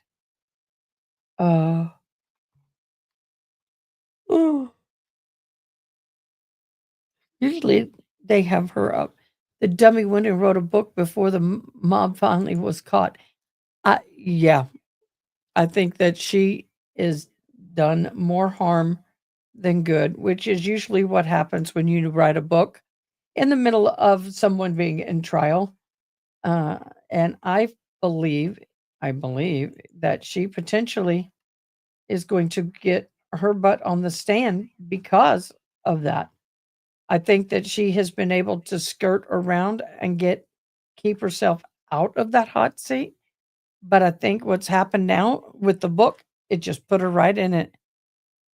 I haven't read it. Has anybody read the book?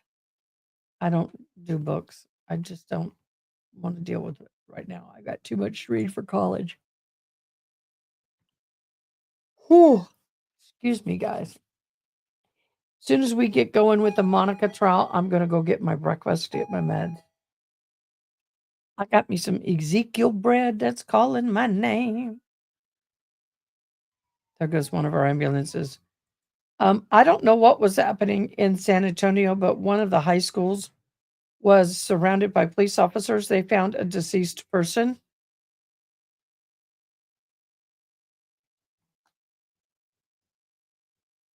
Thailand had an awful earthquake.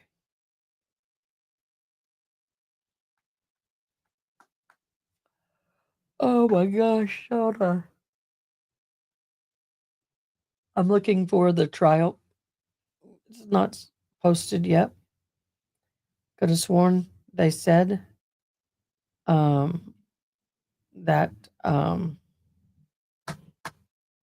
they were going to be live today at 9:30 their time.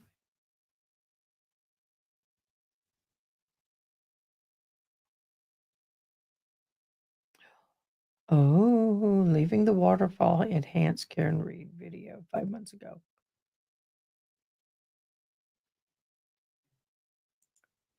Yeah, they, sometimes people just fall and die over. They have the widow's maker.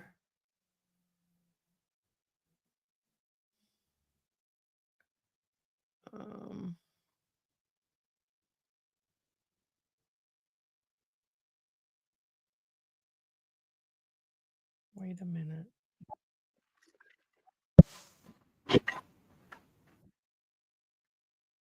I'm watching something. See if I can show it without getting in trouble.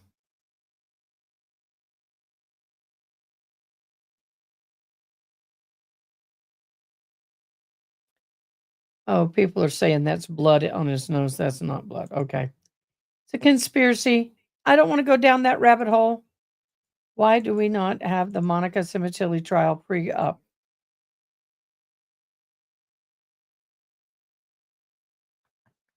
Really, honey?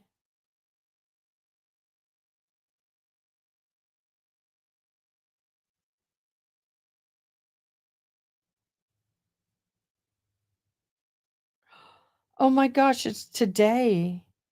Honey boo, I'll be praying. Are you going to be there? Will you be there, honey? Give your parents my love. Well, at least they're doing it today, babe. Go be with your family.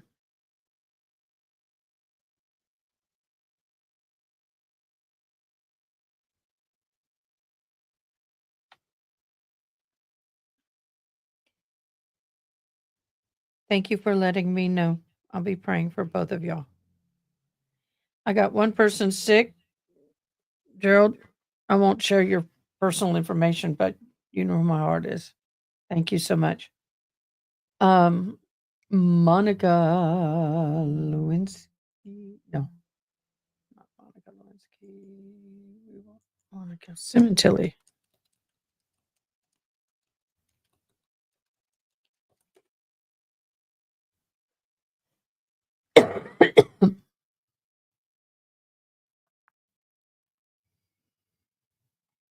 I'm looking for her. Oh, 2020 did a story on her. Oh, you guys, have y'all heard? Did you hear that Yolanda Saldava, who unalived Selena, did not make her parole? Did not make parole. They may not be having a trial today because I don't see anything geared up for it yet, but we'll wait. I hope so. We hope so. Hello, it's bread. We hope so. But I don't see Monica's geared up at all for today. I know that they were supposed to be back today, but I don't see it.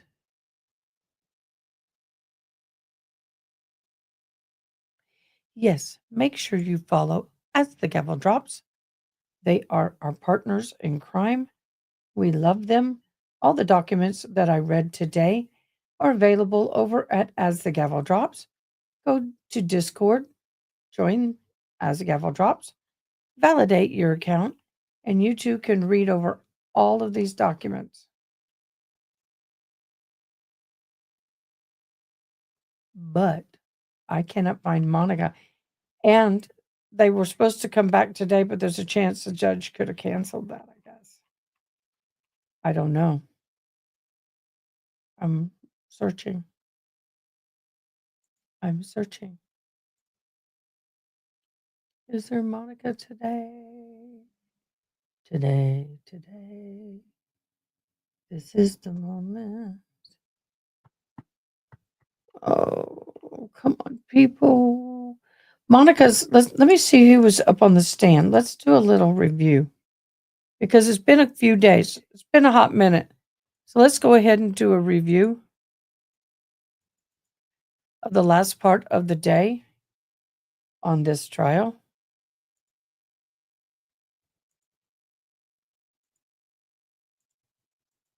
Yeah, I'm trying to get everything up and going. Sorry, 11:42. So 11:43, we're gonna go off the record for a minute, take that. Okay, we're going back on the record, it's 12:10. Mr. Austin, did you have a chance to get something to drink and use the restroom and speak with your lawyer? Yes. Okay. Before we broke off, we were talking about the night of January 22nd, when you initially were supposed to commit the murder of Monica's husband, and you said you went to some kind of a strip mall. Showing you some, let's see, showing you Exhibit 34. Is that the strip mall that you went to? Yes.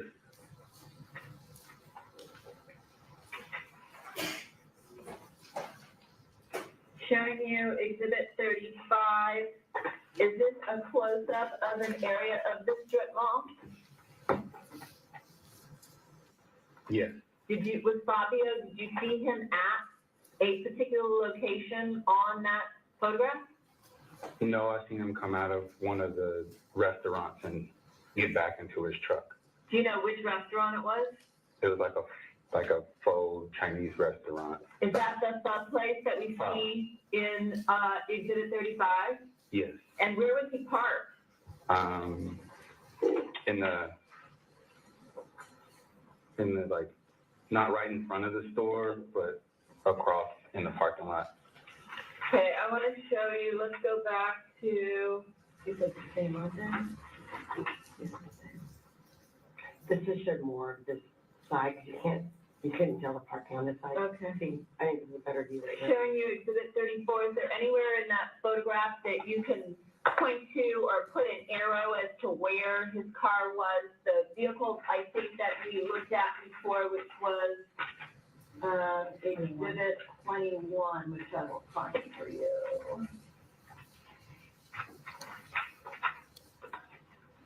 Yeah. This truck was parked kind of catty from the restaurant. So maybe 23 steps. From the restaurant? From the restaurant into across from in the parking lot area. I'm going to give you a red pen if you want to write an arrow to show approximately where he was parked, this being Fabio, the victim.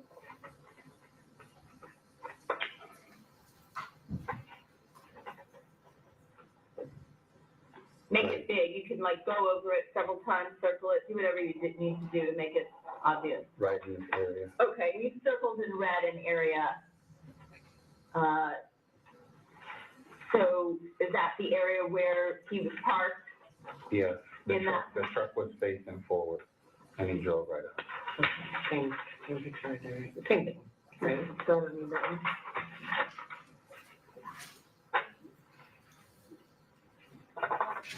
But yeah, it's fine. Showing you,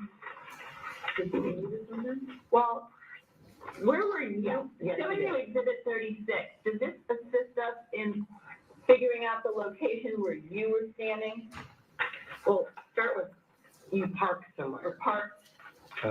There's a back parking lot behind this area somewhere that I remember. And I was instructed to walk and see if I see him in between the pillars. And when I walked down, I saw the truck that I was instructed to look for, and I turned and walked back, and that's when I saw him, the victim, come out to his truck right in this area. And I just walked back into the parking lot, into the back area. Do you want to just make a big circle around that area that you said where you saw? I have a highlighter. Yeah, green, highlighter. You want a green, highlight in green, that's perfect. The area where you walked, saw him, and then walked back.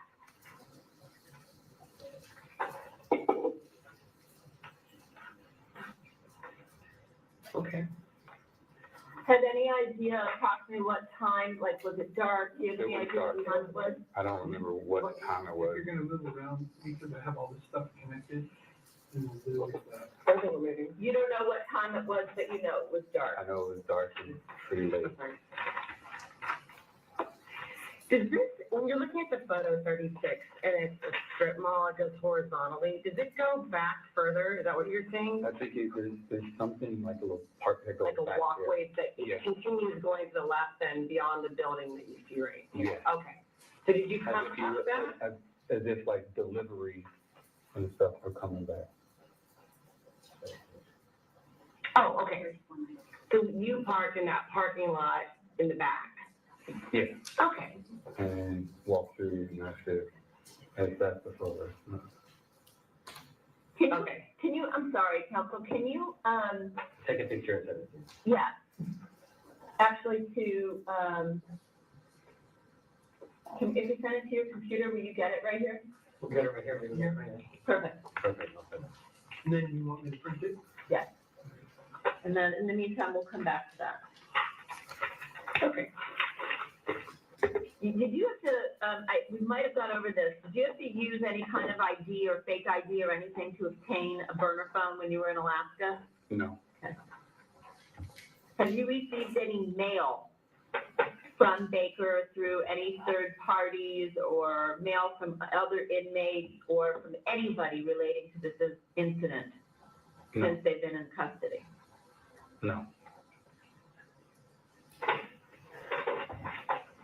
You also, I think we were going to talk about this Vesta prepaid AT&T account when we stopped. Yeah, I believe that was from my personal phone. I didn't have a cell phone bill, so I could only afford minutes, and I pay like $60 here, $40 there, $80 there. So was that what you were doing on your personal cell in 2016 prior to this murder? Yes. When you were actually at the scene of the murder in the Cementilli home on January 23rd, did Baker make any comment about anything in particular in the home? No, he didn't talk. Okay. Just told me to go to the garage, and then that's where I waited. Did he ever talk about wanting to find anything in the house? No. Did he ever talk about any kind of object in the home that he was interested in getting into or taking? Yeah.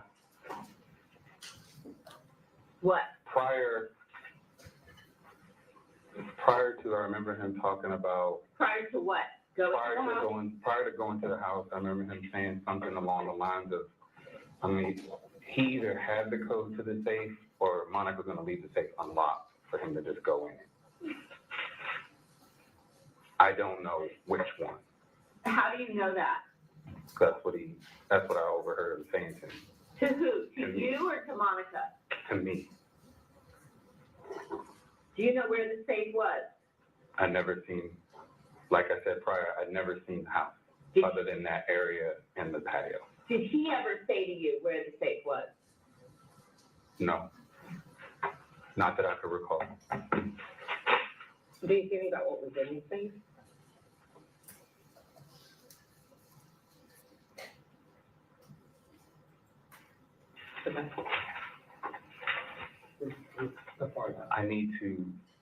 I misspoke prior, something jogged my memory with the questions. I repeated what I was told to say. What does that mean? When you asked me about the gold coins, I was told to repeat it, say you got it from me. By who? Mr. Baker. So Baker told you to say that you got the coins from Baker, Yeah, but you did get them from Baker. but I think he got them from the safe. Okay. Why do you think that? Because he had mentioned that Monica said he has all kinds of stuff that he collects.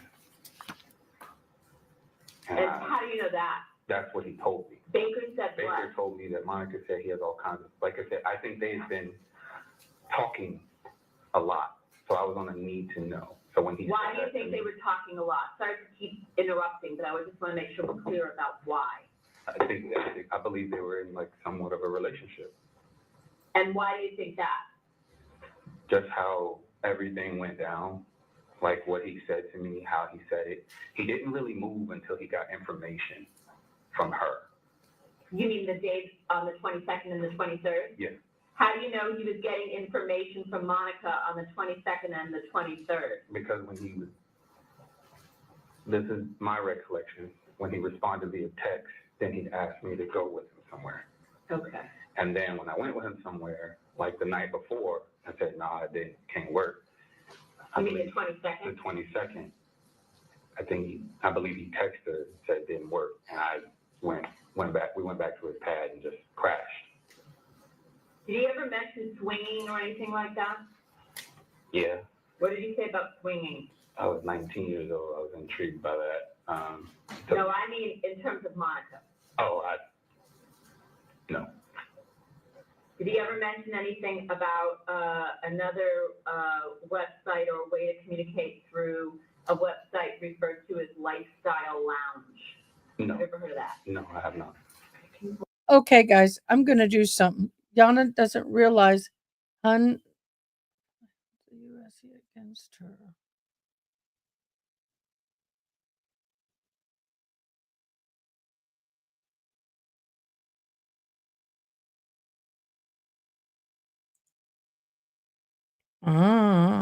Okay. I'm going to go back. I'm going to see what the judge does here. And who is that saying that part? I want to say it's Bertrand saying what Baker's like. He's kind of a big dude. Who said that? Baker did. You mean the victim? Yes. And Birdsong said you've got to be quick. If I can recall, yeah. Yes, you were so right. Bitty bitty beat down. I knew Selena personally.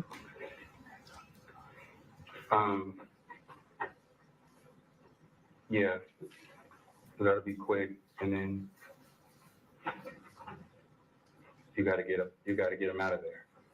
Get who out of I there? think at this point, Bertrand's talking to Baker about getting me out of LA. So if you do it, you got to get it quick, and you got to get him quick, and you got to get him out of there. So we'll just schedule you like a 3-day weekend. Okay. And I didn't talk. I just listened. Mm-hmm. And But you never intervened and said, "Hey, I ain't doing any of this." Like you were. No one threatened you, right? no, it wasn't a threat. It was more like don't worry about it. Mhm. We got this under control. But you were used to going along with whatever Baker wanted. Yes, I mean, you had been working for him since you were a kid. pretty much. I mean, when he Right on them. when he come to visit, he come visit my dad, and he'd ask me to do something for him real quick, and Southern Hospitality. Yeah, you just. Did you ever say no to Baker? Other than the night of the 2020, No, not second, when you not said I really. could do it? He never really asked me to do anything like that before. But on anything, when you had worked for Baker for all this time in his business with the adult film business, with all these women and all this stuff, you had never told Baker no. No. Everything he asked you to do, you did. Yes. So Baker knew that you would be. Ladies and gentlemen, we're going to take our adjournment this time until, as far as you are concerned, April 1st. Let me tell you what's happening and what I foresee. April 1st. That's confusing because he said Friday.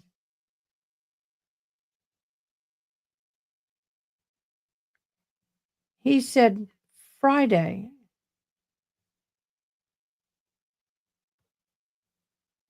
Now, April 1st is a Tuesday.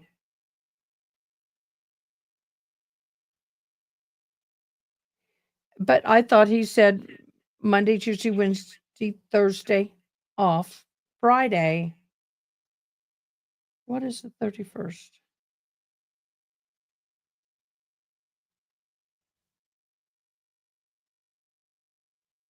There's no holiday on the 31st, so why did he say that?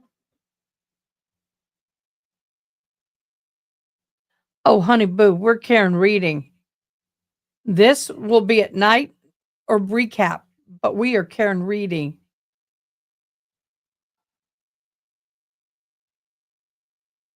We're going to wait because sometimes they start 30 minutes late. So if it's not by noon, y'all have a choice.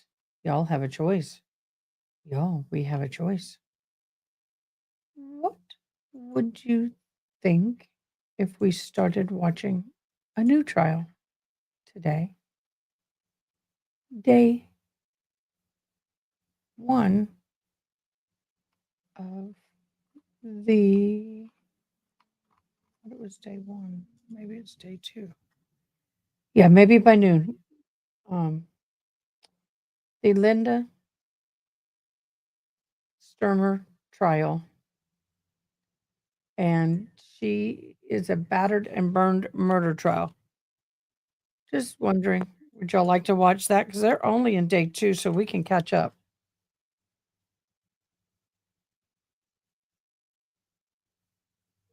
That was 2 days ago.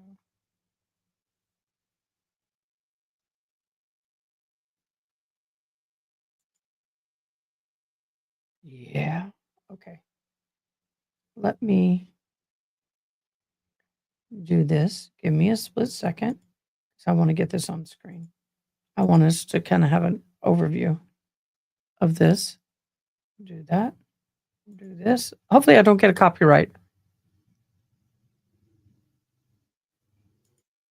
The house on fire, doused him in Oh, poor gasoline. Tigger. Then after the fact, when he managed to get out of the house, she ran him over with her van. That's Todd Stermer's sons talking to 48 Hours about the January 2007 murder of their father, allegedly at the hands of their mother, Linda. Documents obtained by Court TV lay out the prosecution theory of what happened. Linda was having an affair and Todd wanted a divorce. She spent the morning of the murder buying gas in cans and then sent the kids to the mall. She drugged Todd, according to the state, hit him on the head with a blunt object, doused him with gasoline, and lit him on fire. When he survived that and escaped the home, Linda was there and ran him over with his van. Linda's carpool buddy, Kate Fox, testified that Linda had told her that she spent years thinking about ways to get rid of Todd.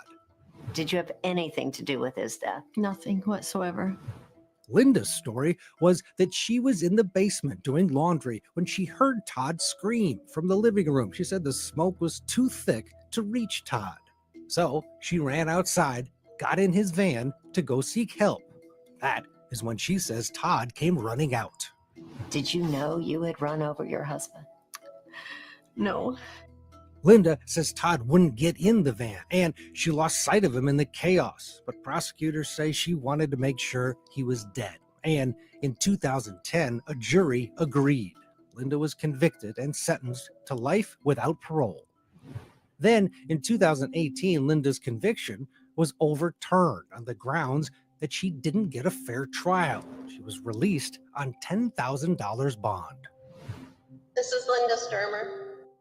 Now she has a new attorney who is questioning whether the fire was even deliberately set and whether Todd's death ever should have been ruled a homicide.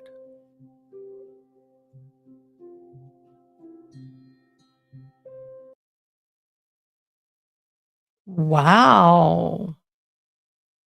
Interesting. What do y'all think? Should we watch a little bit of that? I need to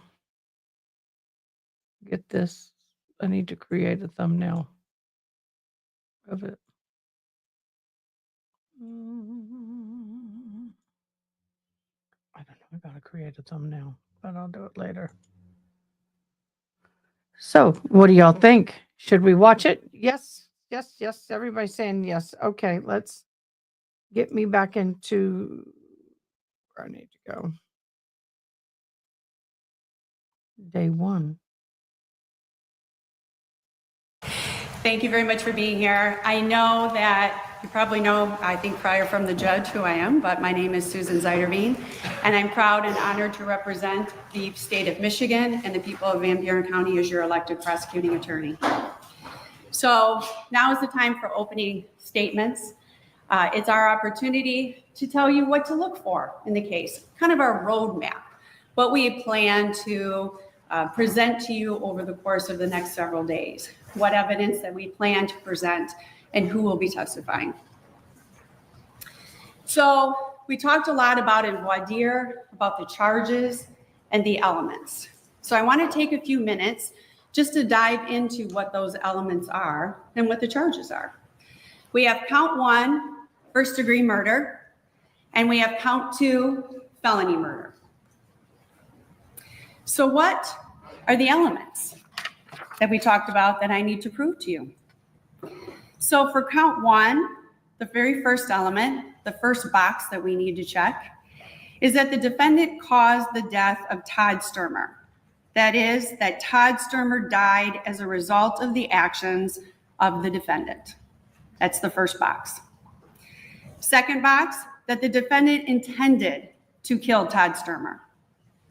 That's the second element. Third, that this intent to kill was premeditated. That is, thought out beforehand. And the last box, last element that I need to check on this count, is that the killing was deliberate, which means the defendant considered the pros and cons of the killing and thought about and chose her actions before she did it. There must have been real and substantial reflection for long enough to give a reasonable person a chance to think twice about the intent to kill. The law does not say how much time is needed. It's for you to decide if enough time passed under the circumstances of the case. And the killing cannot be the result of a sudden impulse without thought or reflection. Those are the 4 elements, the 4 boxes. So let's go to count 2. These are the 3 boxes for count 2. First, that the defendant caused the death of Todd Stermer. That is, that Todd Stermer died as a result of the actions of the defendant. Second box, that the defendant had one of these 3 states of mind. She intended to kill, or she intended to do great bodily harm to Todd Stermer, or she knowingly created a very high risk of death or great bodily harm, knowing that death or such harm would be likely the likely result of her actions. That's the third box. I'm sorry, the second.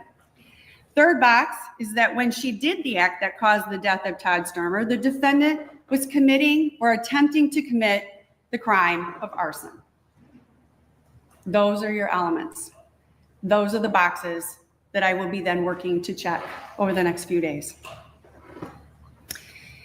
I want to give you the definition that the court will give you of arson, because I think it's important in satisfying the second count. What is an arson? These are the elements of the arson. First, that the defendant burned, damaged, or destroyed by fire or explosive a dwelling. If any part of the dwelling is burned, no matter how small, that is all that is necessary to count as a burning. The property does not have to be completely destroyed. The dwelling is not burned if it's merely blackened by smoke, but it is burned if it is charred so that any part of it is destroyed. That's the first box. Second, that at the time of the burning, damaging, or destroying, the property that was burned, damaged, or destroyed was a dwelling or any of its contents. That's the second element. Last one, that when the defendant burned, damaged, or destroyed the dwelling or any of its contents, she intended to burn, damage, or destroy the dwelling or its contents, or intentionally committed an act that created a very high risk of burning, damaging, or destroying the dwelling or its contents, and that while committing the act, the defendant knew of that risk and disregarded it. Those are all of the elements or boxes. So let's start out with what happened. January 7th, 2007, deputies Tony Evans and Gary Gress are dispatched to the house. It's a Sunday afternoon in January at approximately 3:30 in the afternoon. They go to County Road 215 for a reported structure fire. They find the Stermer residence in a fully involved fire. This is the scene that you will see and that we expect to present to you as they're driving in from their squad car. This is what they see.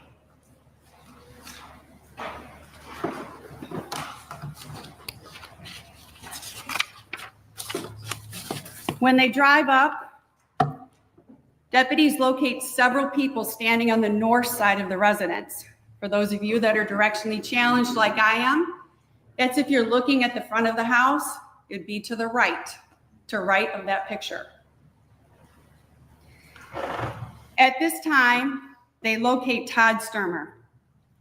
He's laying in a pool of blood, approximately 20 to 25 yards from that side of that residence. Mr. Stermer this says unclothed. It's actually not 100% unclothed. His sweatpants and his underwear are pulled down to his ankles. He doesn't have a shirt on, and he's still wearing his socks. He is badly burned, and to say badly burned is an understatement. His burns cover almost all of his body. His hair is gone. His ears are deformed. His skin is slipping off his body. Due to his injuries, the people who are on scene try to move him farther from the home, just to be able to get him away from the fire and away from the house, and then they attempt to render aid.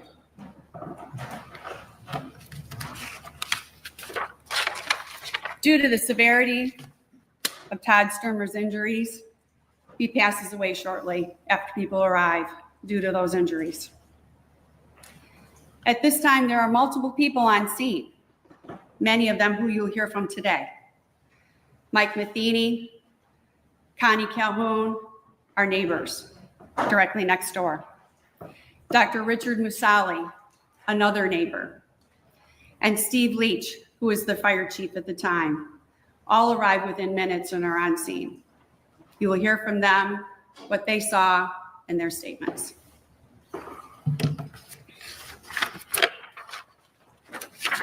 On January 7th, the day of the fire, the investigation starts. They call in after the original deputies are there. They end up calling in the detectives. They call in Detective Gabrielle Rout, who is now retired, and Detective Tom Maziowski, who's also now retired. And they respond to the scene a little bit later in the day. the investigation starts. They start collecting all the evidence that they have on scene. They take numerous photographs, of which we expect to present to you. And they find a van still running, located in the west of the Stermer residence. So those of you who are directionally challenged, the van is running in the backyard. Tire impressions are located, and the detectives mark them with flags, the tire impressions leading to the van. There are several items of clothing that the neighbors we listed, have taken out and placed on Todd's naked, burned body. Those items are also collected by the detectives and put into evidence.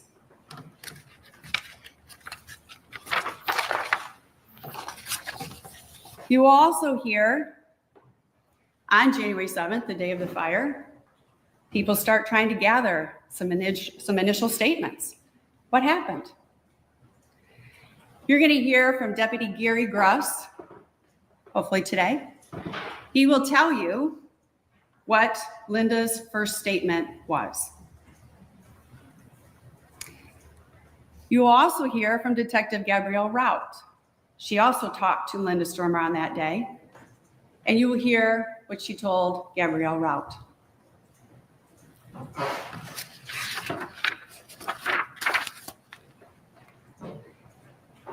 As this investigation continues on the 7th and the 8th, Detective Sergeant Scott Leroy is brought to the scene. He's the fire marshal, and he's brought in to then inspect for the fire investigation. He arrives on the day of the fire on January 7th. He's actually there when Todd Stermer's there. He takes pictures of Todd. He takes pictures of the scene, and he's the one that seizes the sweatpants wrapped around Todd Stermer's ankles because he smells an accelerant. He also arrives on scene the next day and conducts a further investigation. He takes additional photographs, of which you will see. He examines the structure of the house and possible causes of the fire. You will hear from Dr. Markey at Sparrow Hospital, who conducted the autopsy. You will hear his cause of death is from those burns that he suffered.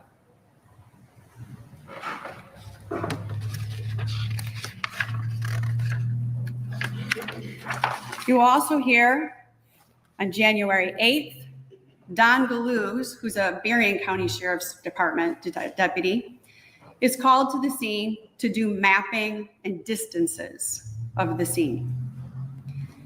So I'm going to show you, I think this will show up on all of them. This is the driveway coming into the house here. Oops. You can see the house. You can see the north side where the victim and the tire tracks are here on the north. And you can see where the van is ultimately located in the backyard. And what makes this interesting is we expect to present to you details of the terrain of this yard.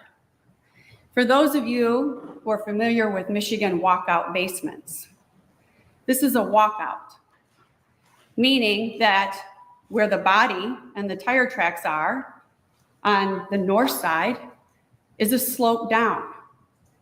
Where the van is at below the grade level, and there's sliding glass doors that lead out of the basement.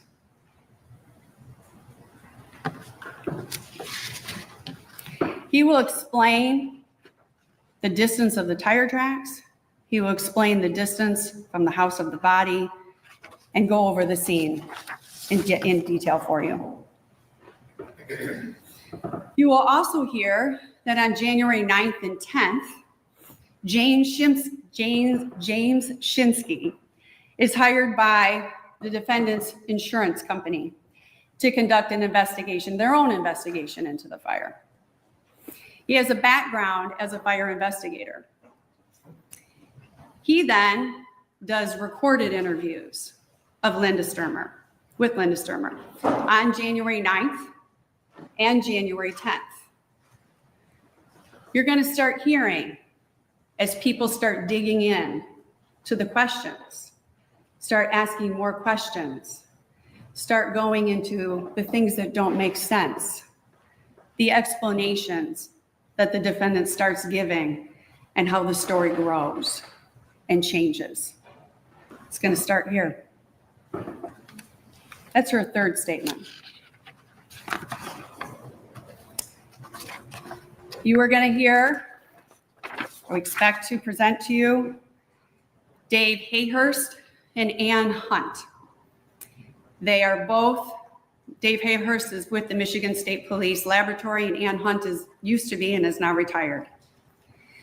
They're going to talk to you about that van that was found in the walkout level in the backyard, that was driven by the defendant that day of the fire. They're going to talk about the multiple points that they examined, the evidence that was scraped from underneath the van, and how they evaluated it and where it was found, and the results that is determined to be the blood of Todd Stermer. You're also going to hear that the defendant's purse is found in Todd Stermer's van in the front passenger area of that van.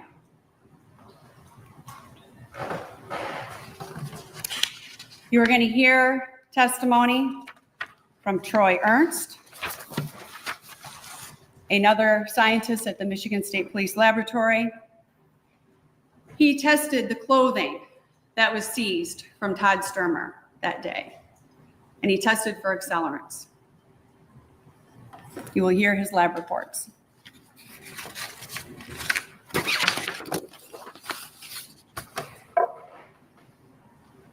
January 15th. Okay, I think what I'm going to do, we're going to stop this live. We're going to hop on.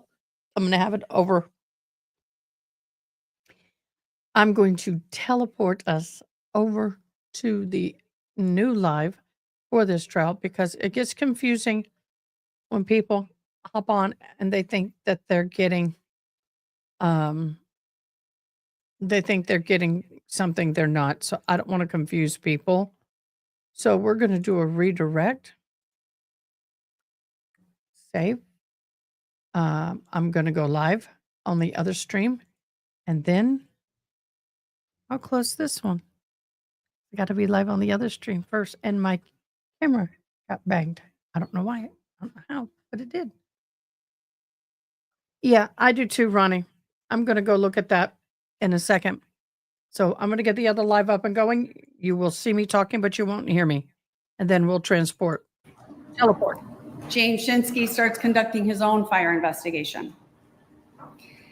During this investigation, he seizes several rags from the washer in the basement of the Stermer residence. These are collected by Mr. Shinsky and sent to a private laboratory for testing.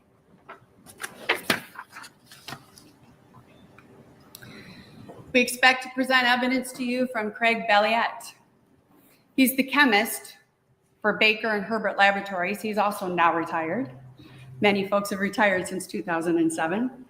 And he conducted an analysis of those rags that were seized from that washer by James Shinsky.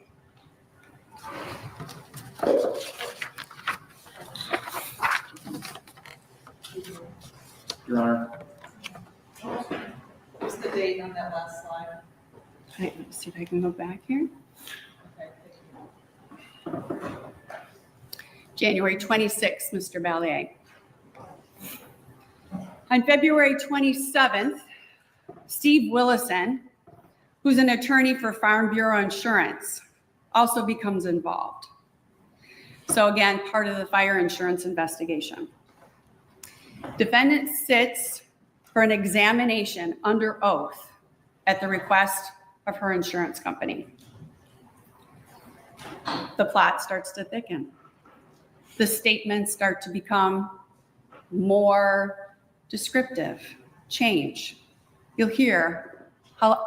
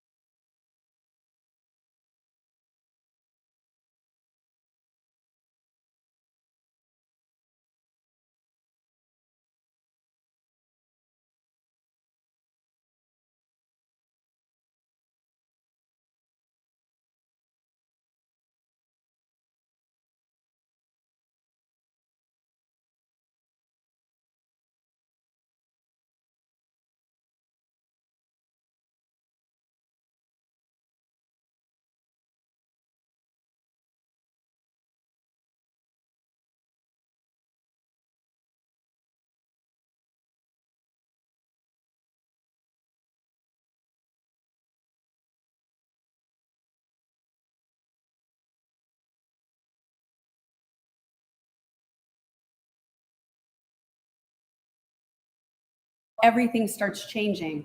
Blame starts being shifted. Stories, statements, explanations. Okay, guys, thank you so much for joining me over here. Teleport over to the other one. I will do the drawing on the other live stream at the end of the day. So you guys, thank you so much. I hope to see you over on the new live. So then, you guys have a fabulous day. See you soon. Thanks for watching. Please comment, like, share, and most importantly, subscribe. I hope you have an awesome day. Till next time, take care.